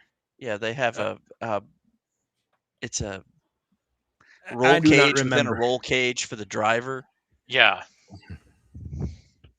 And finally, the handheld autocannons, bazookas, stub guns, and friends. Those weapons can only be mounted in arms with hand actuators. Because we were discussing, I put those up last week. We were kind of discussing it. A way I've seen of balancing it, it's literally an actual gun. It's a rifle your mech is picking up, and he's going to be carrying. The weight here for those different weapons, we'll go up to there because those are a little bit different, is basically this is the weight your mech has to have in the internals. The rest of the gun is held by your mech. Since the mech has a carry capacity, well, it uses the carry capacity of your mech to carry those different weapons. They are better autocannons to begin with. So it's kind of like the handheld weapons rules, but less cumbersome. Also less cumbersome. It basically forces you to have end actuators on mechs, which might make things a little bit difficult if you're trying to mix and match those things together as well. But hey, might actually be able to use that jettisonable weapon rule. There you go. Those are all jettisonable because you can always drop them. The first batch was the autocannons, which I've redubbed the pack autocannons because they're packable. You just pack them, you break them out. You've got mode selection on them. You can shoot them in single shot mode, having the same rules as precision ammos, or shoot them in 3-shot bursts using the 3-column in the cluster rounds. Don't know how many shots you've done. So it can generate either be very precise or generate a lot of damage, depending on what you want to do. Classification is light, medium, heavy, super heavy. I was thinking of maybe actually limiting some of them to weight classes as well. Not this, like the light could be on, you can be a light mech or less, but I might think about it. Medium, heavy, you need to be, the mech class that's written there. Like this would be an assault autocannon, but it wouldn't be that good in that case. So this is a thing I'm just workshopping, trying to think of the rules here. Finally, a good use of those proto-mech autocannons lying around. And they work a little bit more like actual, cannons and autocannons. The smaller ones have less range, and the bigger ones have more range because that's how, guns work. No, you can't do that. They do generate, they can generate a decent amount of heat, though. A super heavy autocannon shooting in burst, it's 12 heat in 12 heat, So it can generate a lot of heat for a autocannon. But I mean, it has pretty decent range and it has pretty decent damage. The light does 2 per shot, so it's 2 to 6 damage. So it's, medium laser damage. The medium autocannon is 4 per shot, so you can go up to 12, which is pretty darn good. Up to 18 with the heavy autocannon, or up to 24 for the super heavy autocannon. But it's, it's 3 shots, all 3 have to hit, and they have to all hit the same spot to, be terrible, So the heavy Gauss rifles still have their place in single shot damage. Yes. And I think the heavy Gauss would still have more range on it as well. Because 18 is good. 18 is pretty good range on a weapon anyways. So your light autocannon has medium laser range. Medium autocannon has ER medium laser inner sphere, ER medium laser range of up to 12. The heavy autocannon has your large laser range up to 15. And super heavy is up to 18. They do take a decent amount of crits. The light autocannon takes 2, 3, 4, 5. So they're not as bulky as real autocannons, but they're still bulky enough. 1 ton for the light, 2 tons for the medium, 4 tons for the heavy, 6 tons for the super heavy. But that's like the internal weight, like that's what you're carrying, you're bringing around, and the carry weight, there's part of it that's mounted in your arm. For ammo, I went 40, 30, 25, 15. I might adjust that to try to get close to that 100 damage per ton. Once again, to bring it close to 100 damage per ton is about what you normally do for a ton of ammo. So these would be your... Yes, this would replace most Protomech autocannon. This would replace a lot of basic autocannon mechs as well. Like your Wolverine could be bringing around a super heavy autocannon rather than an AC5. And it would probably be far more of a threat, but you get only 5 turns worth of shot in that 1 ton of ammo. So you do have to bring multiple mags because you're actually packing mags in those things. It's not internal feed, it's external feeds. I mean, if Protomechs were carrying these things, that would be very scary. You could easily mount a light or a medium autocannon on a Protomech. That might be why I might say you need to be a certain weight to carry them. Like the light autocannons, you can bring on Protomechs. The medium, you can. They do have that main gun slot for unlimited weight in that area. Yeah, and they do have those are like described as being this is what they are carrying. Yeah. But I mean, even a super heavy autocannon on a Protomech probably wouldn't fit. But we're workshopping once again. Get the Minotaur. I have an idea. Oh, my homeboy down in Texas actually printed me a whole point of the Minotaur with the 2 AP Gauss rifles. Ooh, nice. I'm looking forward to a time to actually get to use them, but I have them. It's not that hard to use. I mean, you bring them to a game and the other guy says, "What are those things?" And then he says, "I never want to play against those again." You know, that kind of thing. Rinse and repeat. Second group of weapons is your recoilless rifles, your bazookas, light, medium, and heavy bazookas. It's the opposite in this case. The light bazooka shoots further than the heavy bazooka because the charge is smaller. All of them have a minimum range of 3 because they have a little bit of a minimum range. I might actually lower the weight on them, but that's, always workshopping. 6, 9, 12 damage on the heavy bazooka. So the heavy bazooka is a head cap weapon. So now, are they going to be heat warheads? I mean, are they going to have any special rules associated with them? Well, for now, there is a special rule I've written. We'll get to that in a second. They all have a bit of a minimum range. The range is 21, 18, 15. So, like the light bazooka shoots further. The heavy bazooka is shorter. Like I said, heavier warhead. It's going to do that for you. And generates 4, 6, and 8 heat. And that is important that it generates 4, 6, and 8 heat because all of those weapons have a back blast. They're not internal built like most battle mech weapons. So when you shoot them, there is something coming out behind you. Remember, recoilless weapons aren't. There you go.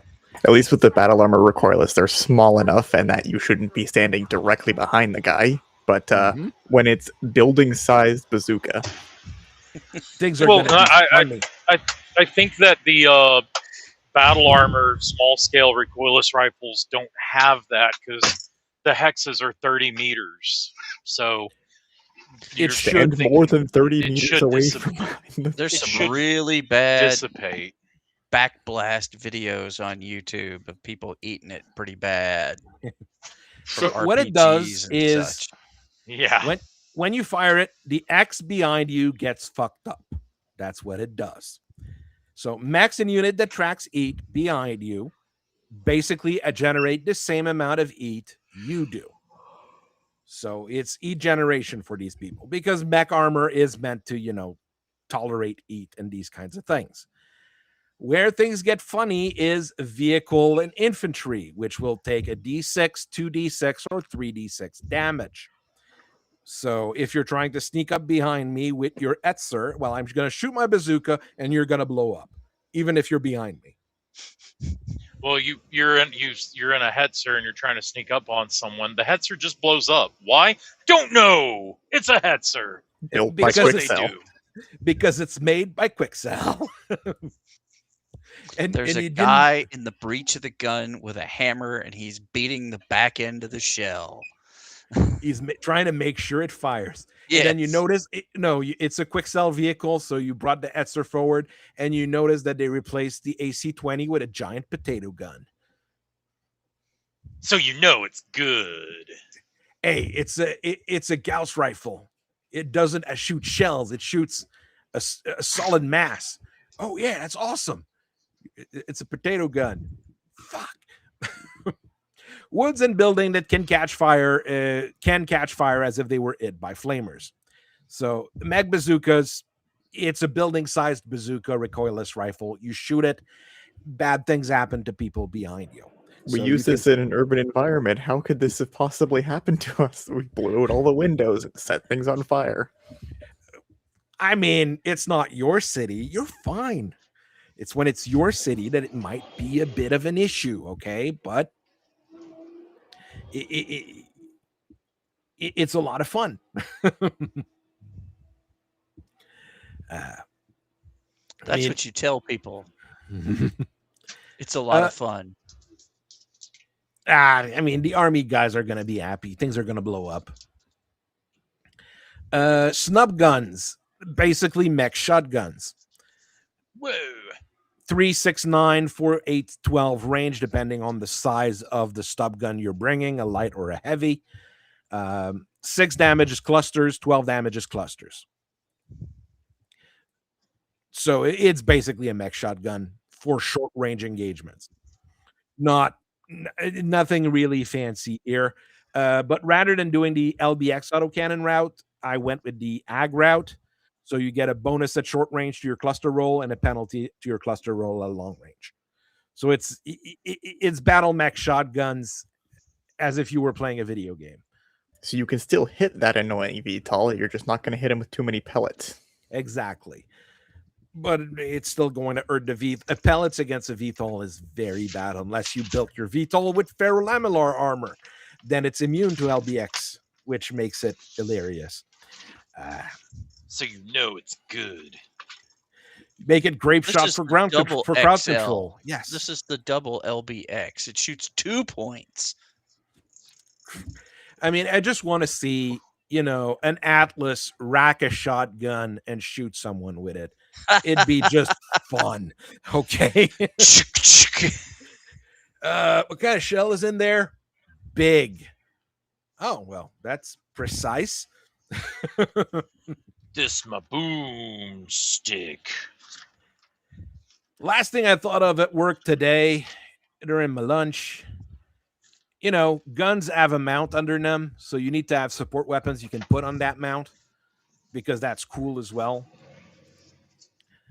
Support grenade launcher.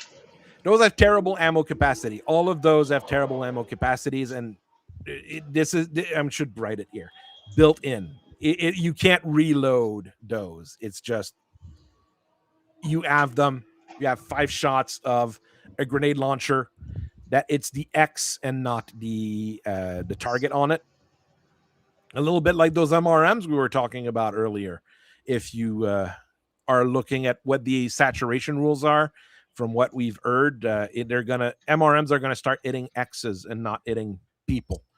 Things might get funny. That would make them good at anti-infantry weapons, which is where like a lot of those small ones are found on, or like battle armor weapons.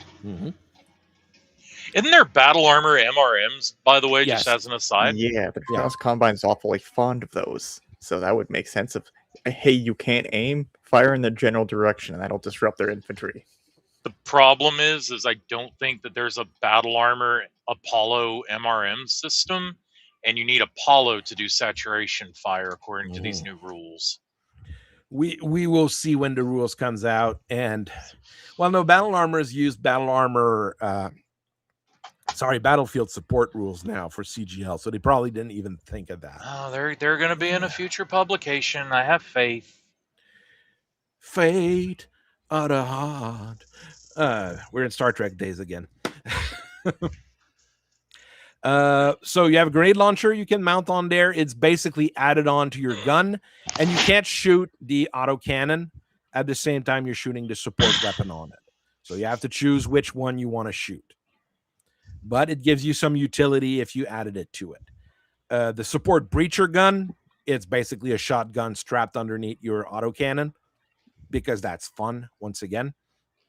Strap it to a subgun so I can have a shotgun on my shotgun. Have a shotgun on your shotgun. Yes. That starts. While the other side of my mech has a Hag 40 and a LB10. I'm just going for maximum I want to be annoying as possible. Not because I'm going to kill anything, but the sheer number of rolls I'm going to have to make off those cluster weapons. The other players are going to give up just because of that. Hag 40s are my favorite. It's so huge, but they're so nasty. I like personally the Ag 20. I think is one of the best guns in that particular category. The 30 is really good because it's not too big, not too small, and it has terrible ammo capacity, but we'll go past that. Ag 40 is just like you're compensating for something. You're a clanner and you're compensating for something. I don't care. I want to see how far the cluster hit table goes. And I put 2 Hag 30s on it and 4 medium pulse lasers, and that thing is a nightmare. Nah, I believe you. That thing just runs over people. Twin Ag 30s is going to be nasty. Vibro Bayonet as a support weapon. Basically, it's a retractable blade that you mounted on your autocannon. So it's a retractable blade that you can mount on a mech without needing hands or lower arms. Is that what you're proposing? No. You need a hand. You need to have your gun in your hand. Oh, but you're already busy with your hands. Your hand's already busy, so you don't have a retractable blade on it. So you stick a bayonet on it. You can still punch while using your hands, though. Yes. But being a vibro weapon, shouldn't it deal fixed damage instead of being... No, I wrote it up as it's a retractable blade. It counts as a retractable blade when you hit someone with it. So you can cause a crit by punching, which is good. And I didn't go with, it has fixed weight, so it's a little bit easier to manage. What it does is it has variable EAT. So if you're heavy, your vibro bayonet's going to run you a little bit odder. And support plasma cannon, because we know in the future when those are available, you'll have an underslung plasma gun available. We got this off CFox, and now I want this on my mech somehow. There you go. So not as good as, a regular plasma rifle, but, can do fun things. It's not like an internally mounted plasma cannon, but it is there. Yes, it's meant to cause issues to the other guy for a couple shots. I mean, the idea with these is just to have a rebalancing a little bit of those ballistic weapons, because ballistic weapons are always terrible. And I mean, that's what I'm going over tomorrow on the regular video, is how protomech autocannons are terrible. It'll probably be one of my best scoring videos because whenever you say something is terrible, people jump on the video to watch it and try to say that it's not good, it's good. You have all sorts of discussions. Well, do you have a picture of your face in the thumbnail with the object you're talking about really tiny in the back? Because that's how you really sell the negative YouTube drama algorithm. Admin face reveal time. You still got that picture of Jerry Seinfeld. It's just like, what is the deal with Protomech autocannons? I should change the thumbnail now. My current thumbnail as the Second Amendment on it. It's not as cool, I know. Where the current thumbnail is not that great. Intro video. Admin face reveal. And do it like the already did do, that. so the object you're talking about is tiny in the background. It's a Protomech autocannon. Of course it's tiny. I mean, that's the current thumbnails. Max that just think they're neat, autocannon. okay? I just think they're neat, all right? No, like, they are not. Don't care. They really are not. The Protomech AC2 is the least worst of the bunch, but it's an AC2. Protomech AC4 is not very good because the LAC 5 is better in every way. And the Pack 8 exists because they wanted a third Protomech autocannon. That's the only thing I can think of. Because there's like I can't think of a reason why you'd use a Protomech AC8. Especially on a gargoyle. Like the modern gargoyle with 2 Protomech AC8 and 2 Streak 6. Your Streak 6 has a longer range than your autocannons. Well, you put that vibro bayonet on there, and you give the guy something to aspire to. I mean, that's the terrible thing with the gargoyle because that's autocannons in his arms. It can't have ands because Omnimex, as soon as you have an autocannon in the arms, you can't have and or lower arm actuators. Like this is like the original gargoyle with a pair of LB5s already are not good. But Pack 8, you lose on range. You have a tiny bit more power, maybe. Oh, you can mount precision rounds and armor piercing? Wow. I'd rather kill stuff. Like put 2 large pulse lasers instead. Put large pulse lasers. A pair of large pulse lasers would be about the same weight. Then your gun and the ammo.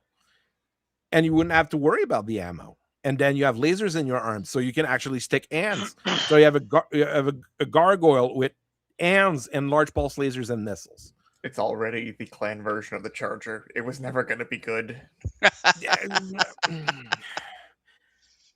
The gargoyle is terrible. It is. Oh no! What's that one that's got 2 ERPPCs and it's got like a large pulse laser hand and shit? Like that one's pretty cool. There's a few it's expensive, but it's pretty cool. There's a few that are playable. Like the one with the Ultra 20. I mean, it's an Ultra 20. It's always fun. You're a Stormcrow Delta, but with the benefits of being an 80-tonner, so you can kick people harder than a Stormcrow can. And you have 3 anti-personal pod. I mean, if infantry if there's infantry between you and the guy that you're charging with your clan Omni Charger, like you can kill the infantry with them. Clan list building's hilarious because you'll have this thing and then you'll have like a fire moth, which is a higher BV. Yes. This is a sad statement, but it is accurate. But it is a sad statement. I mean, you'll be like, oh, I want to. Me personally, I want to play Nova Cats. What's a good Nova Cat? I know the Shadow. Oh God, look at the Shadow Cat's battle value. Why? Oh, it's got mask and jump jets. That's why. So we can bring 2 gargoyles for the price of 1 Shadow Cat. I don't know. No way. No, probably not that bad. But maybe. Because I'd do it. No, the Shadowcat's about 2,100 for the base model. So it's 600 less for the Gargoyle. The one that would be more expensive is the Stormwolf at 2,788 for the base model. Jesus. Config C is the most expensive at 3,261 for a 50-ton mech. For a 50-ton mech. Because jump jet, mask, supercharger, reflective armor. Get fucked. I'll never touch that thing. It is the idea of that mech is good. But once it's on the table, there's no reason to play it. But even there, the base model is a Rotor E5, an ER medium laser, and a light tag. You don't even kill things. You're an Omni Clint. It's a faster Legionary. It's a faster Legionnaire. Yes, with reflective armor, so you can't melee with it, even though it has full arm actuators and legs, and is meant to get into it with people in brawl. This is a generally very cool looking mech with many terrible ideas behind it. Replace the reflective with ferrofibrous, and I think it's better already. Then remove some of the speed enhancers, and it'd be better already. All right, my most controversial thing of the day: engine and heat sinks improvements. Because battle mechs have been using the same engines since the 26th century, early 26th century, actually 2476. So 25th century, all the way to now, we've been using the same engine, the same transmissions, the same everything. We need to get that changed. And I had an idea for that. And Ninja over here shot it down last night and dashed my hopes and dreams. What did I do? Dashed my hopes and dreams the way my hopes and dreams of ever getting a ride in a P-38 Lightning have been dashed. Twin engine battle mechs. Oh. Yeah. That is double the engine, double the weight, double the space, but double the speed. Okay, I went a little bit less crazy. Not one engine per leg and arm, because that's how you do what you're saying. Look, and I was told this stream. Torso. Was told this stream was going to be the most cracked out shit imaginable. That's what I came up with. That is. Guys are dashing my hopes and dreams. No, I'm not dashing it. I'm saying how I would do it on a mech sheet. Left torso, right torso is an engine and a gyro in the middle. Yep. Just like if you were your center torso, and each side powers the leg and the arm of that side. It is entirely bonkers. You are entirely right. And this would be the kind of thing this particular discussion is part of. What can we do to make battle mechs more, engine more efficient? Let's stick 2 engines in. Seriously? Okay. Why not? Is that the point where... Think about those guys that make custom rigs, but they put 2 Caterpillar D12 engines in them and stuff, so they get insane horsepower and torque. And a rocket engine in the back. Why not? The Hawaiian fire engine, I believe, is what that one is. It's so cool. Let's go, dude.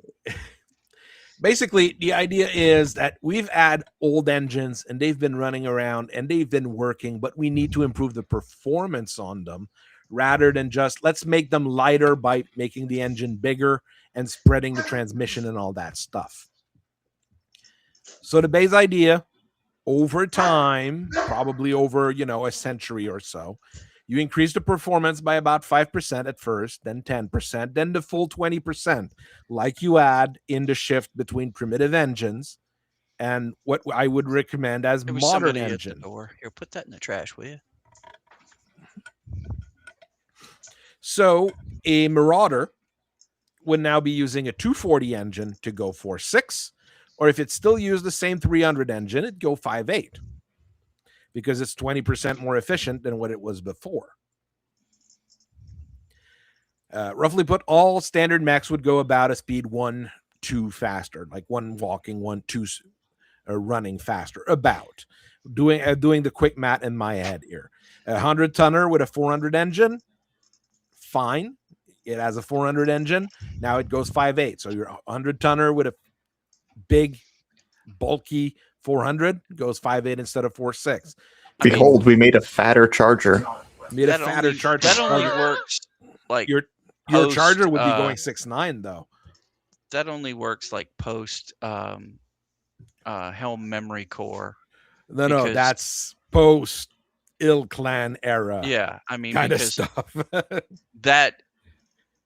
This is beyond experimental here. Yeah, because I mean, you're dealing with engines. Well, this engine was made in 2600, and it still works for some crazy reason. You know what?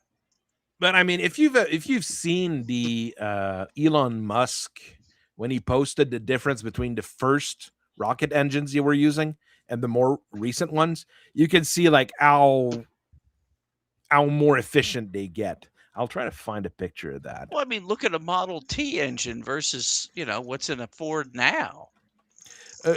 There's a bit of a difference. You are right. There's a bit of a difference. What? It is a slight difference. Oh yeah, this all 3 of the Raptor engines. It's a stupid YouTube video, so I can't. There must be just a way to get just the video. Not the video, just the engine. Well, it's as good as it's gonna get. Because it's a very small picture, unfortunately. While he looks for that, and as an aside, has anyone else noticed that YouTube just added some sort of messaging feature and you're getting messages from people? No. They add all sorts of weird ass features. I mean, I pay for premium, so I don't have to skip ads while I'm driving and whatnot. I can just make a queue and have it going all day, a playlist, and have it going all day of stuff. I am in the exact same. I'm in the exact same club. It's because once I was watching an early 2000 TV series from France that I wanted to watch, and there was ads every like 5 minutes, and I got pissed, and I just bought premium, and I've had premium ever since. He fell for the meme. I fell for the meme, yes, but I mean, look at how the engines have improved here between the 3. Raptor 1, oh yeah, Raptor 2, Raptor 3. So, I mean, the thing is, Battle Mech engines would probably be at Raptor 3 level already, but I'm sure we can still improve on them. The base idea is really like bring it to like the next generation of Battle Mech engines, basically. I don't hate it. It's just a lot of math. Well, it adds 1 level of math when doing mech creation. Yes. I also like the idea that there's this level of technological evolution that seems very similar to what the Terran hegemony went through before inventing the battle mech. And yeah, I mean, hey, Wolf Empire, you're looking pretty Terran hegemony today. Welcome to the Terran hegemony days. Improvement goes for battle mechs and then moves to other platforms like protomechs and aerospace fighter. Conventional armor is not affected, but quad Vs are. So I'm also trying to buff the quad Vs, making the quad Vs more cool and more relevant. So people would stop. Quad Vs don't need buffs though. They're already just. We're replacing conventional armor with quad Vs in general. That's where we would be going with this. And you'd have quad V monster returns. You'd have quad V other tanks as well with that kind of technology. Oh my god! We're going full Gundam here. Tanks no longer exist. Well, I mean that's Renegade Legion Centurion. That was grav tanks. But I mean quad Vs are cool. Let's go with that. So that's. It would be a lot of mat here, but it would basically make all mechs faster. Or, you'd save a bunch of weight. which is, sometimes good. You can still make a Charger go 5.8, but with a 300, it would be a 3. It wouldn't be a 320. It'd be 400 minus 20%. My math is terrible when I'm tired. So it'd be a 320. Yeah, it'd be a 320. Oh, it would be a 320. Okay. Yeah, 320. So, you're saving, that 80 ton, well, not 80 ton, but that 80 rating, and it's the expensive ratings too. 400, between 300 and 400, the weight class and the weight range just bubbles up like crazy. So you can make a Charger with a lot of guns and still going 5.8, but 5.8 would be slow at that point because you could make a Charger go 6.9 with the same kind of equipment. God. You're speeding things up. Then you're putting mask on it and a supercharger, and it's punching you in the face. Yes, of course. I walked onto the map and a charge. Wham! Great. How fast can we get the Fire Moth to go? Okay, what's the engine in a Fire Moth? It's a 200. 200. So it's now a 160. So the same engine as in a Locust or same weight as in a Locust. Oh no, the one that goes. So I mean that's the extra. That's humidifier mount like that. You'd have a bunch of extra weight you could put in armor or in weapons, which would be good. But you're making a fire mod, so you'd still be going to with a. So like how fast can we get with the Dasher 2 then? It'd be going very fast. All going 10, 15. 12 times 20 is 240 times 0.8. He's blasting "Don't Stop Me Now" by Queen as he travels at the speed of light. It'd be going 12 with a similar engine, same weight for an engine or more or less similar engine. It'd be going 12, 18, 24. Shit. An extra 4 points of running speed. All right, the only thing you could do then is put mech scale barbed wire out on the field to slow everything down again so you can hit it. Yeah, there you go. Pulse lasers become munitions. Maybe I mean, a pulse laser's not going to do any good for you when you're looking at something that's going it's got a +5 basic movement modifier penalty. He's out here moving like an armored core. Yeah, there you go. God, we're having fun. Proposition 2, one of the problem with doing that, though, is that you'd have to stick more heat sinks outside of the engine because the heat sink is based on the engine. But, let's just switch from 1 per 25 engine rating to 1 per 20 engine rating because we're making engines better. It goes in line with the thing. It remains the same. We actually don't need to change the record sheets all that much because that's important. And that's what the rule revision from CGL taught us is that we shouldn't be changing record sheets. So heat sinks are also, not smaller, but easier to stick into the engine. Just to balance, not balance thing out, but keep things a little bit similar. XXL engines disappear because, we don't need XXL engines at this point. And they're expensive. And nobody was sad by this. Well, the Dasher 2 pilots are. Oh, wait, the Dasher 2 pilot's dead because he blew his mech up to cause damage. Oh, they when you activate the self-destruct, it deactivates the ejection seat on purpose. You wanna die like a man, you're gonna die like a man. Yeah. Reminds me of MechWarrior 5 I believe that's a mod, putting in speedy leg actuator and the base game 15% speed customization. That would be getting fast, yes. 140 speed mask supercharger, 180 kilometer per hour Blackhawk. Ooh, that gets nasty. Last bit of the proposition. Well, I mean, you've enhanced the engine.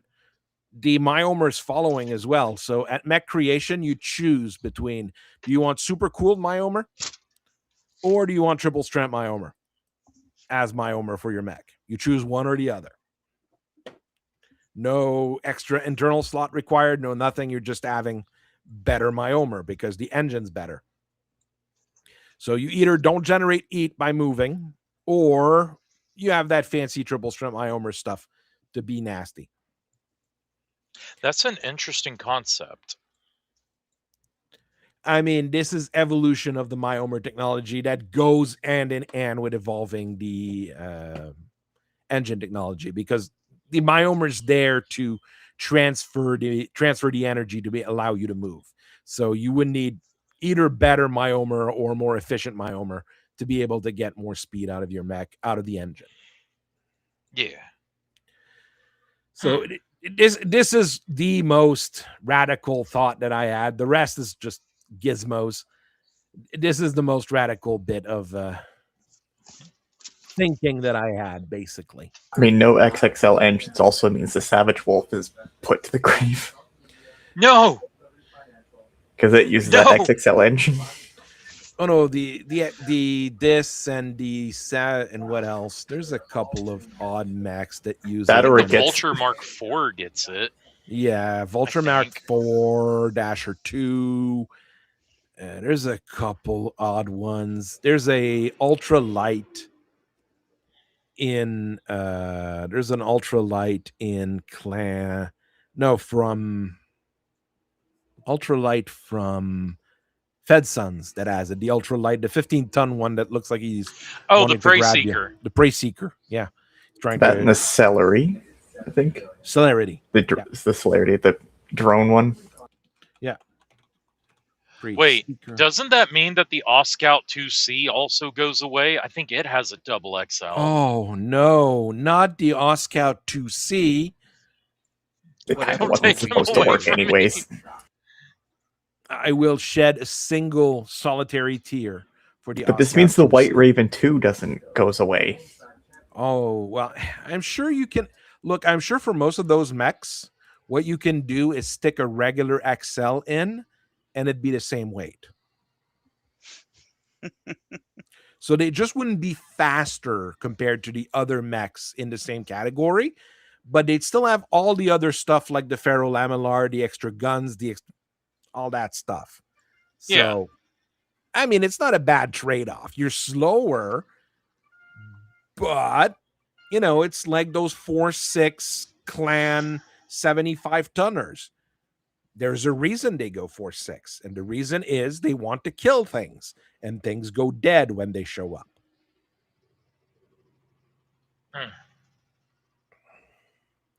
For triple strength myomer, it's an old thing I brought up, James DeWitt.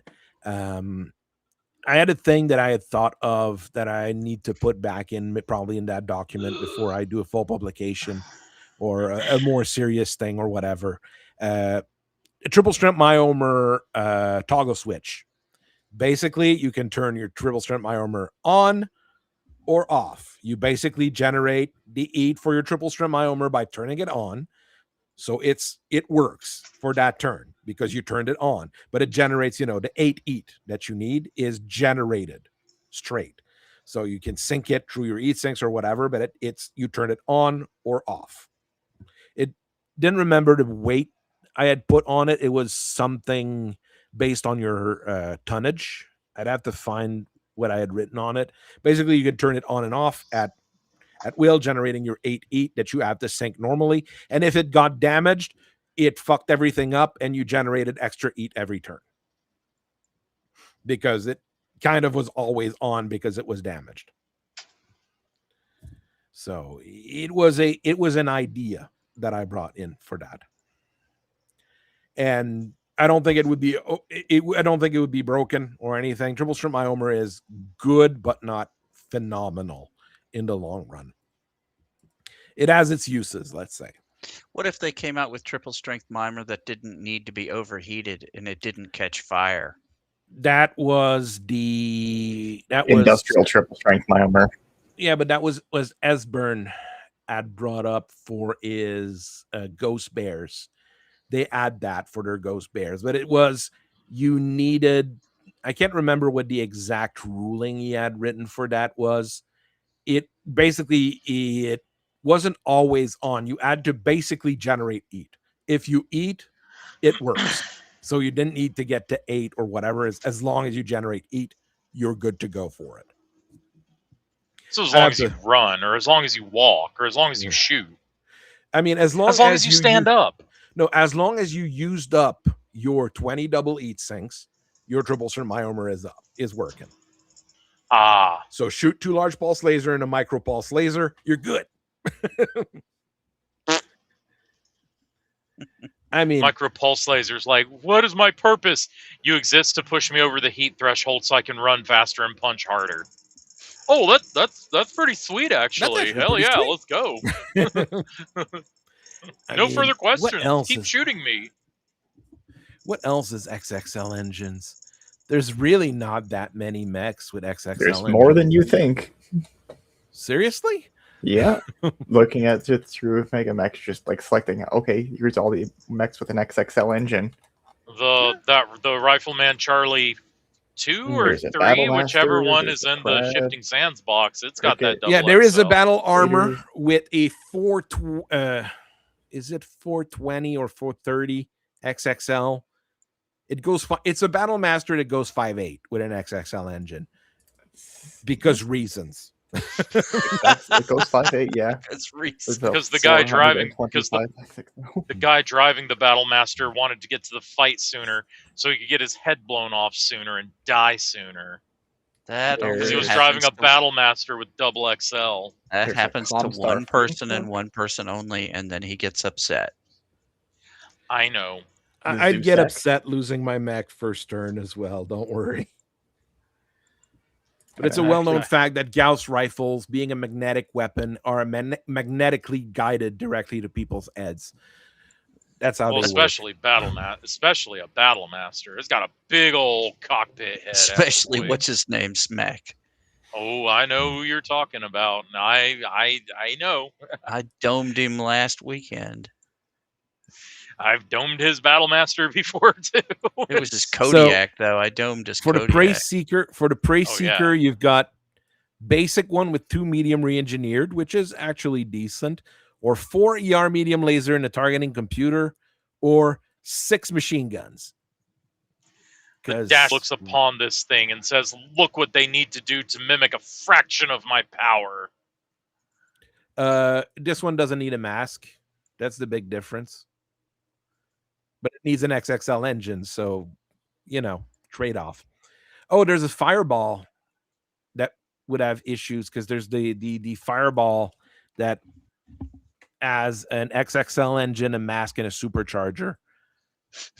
Fireball XR, yeah. XF.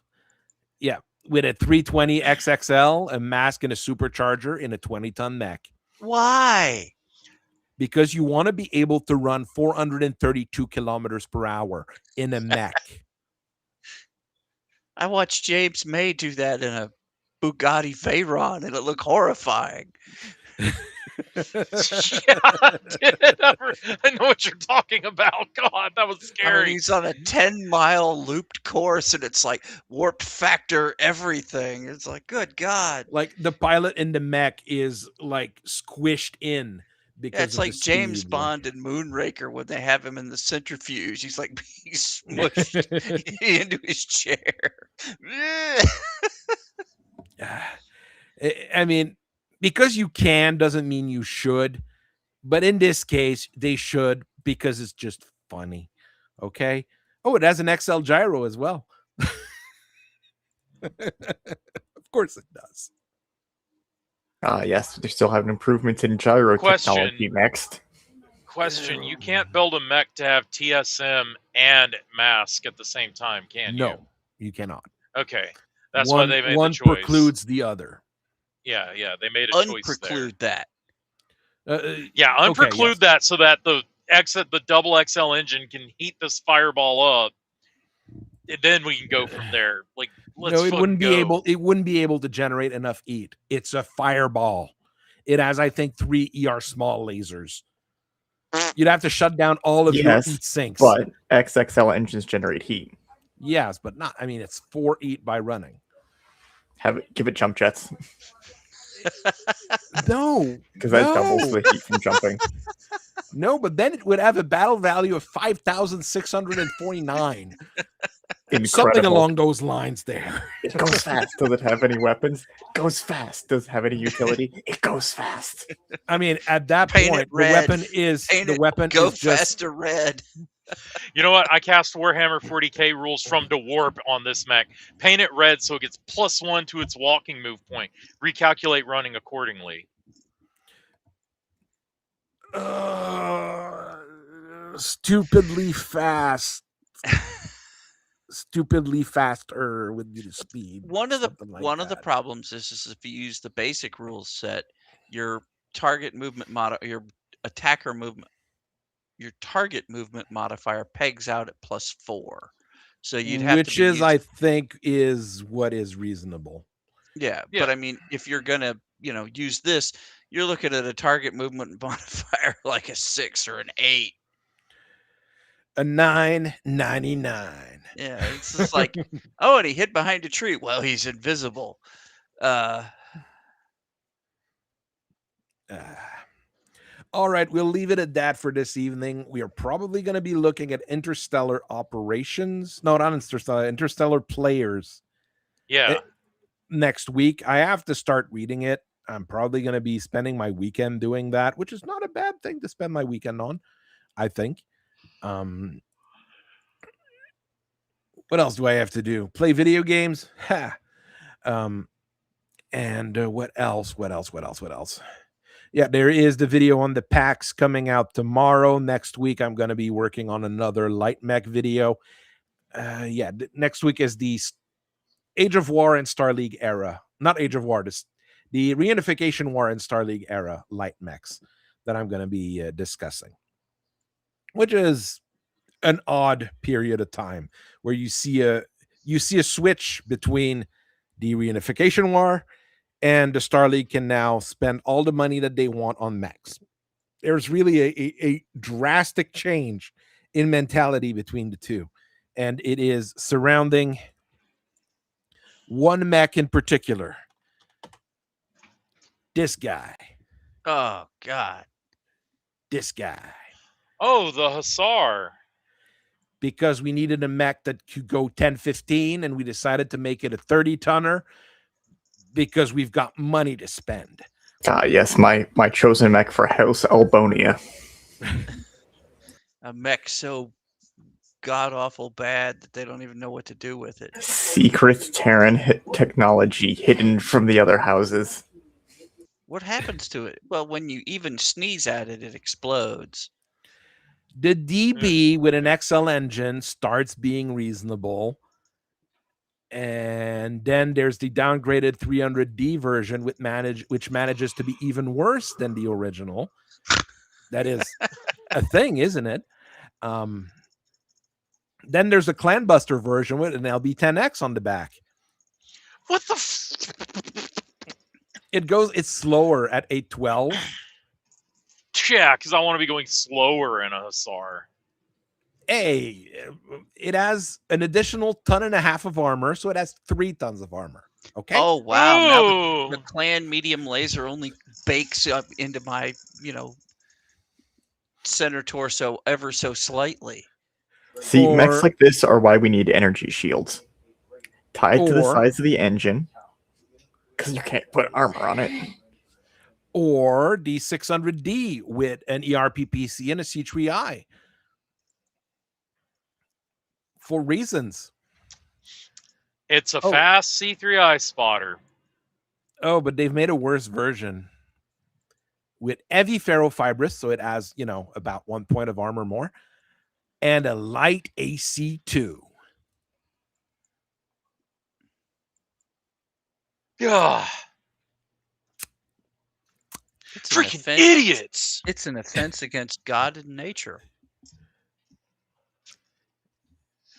There is a reason we don't have a plastic miniature for this mech. Clearly, even Catalyst realized it was dog shit.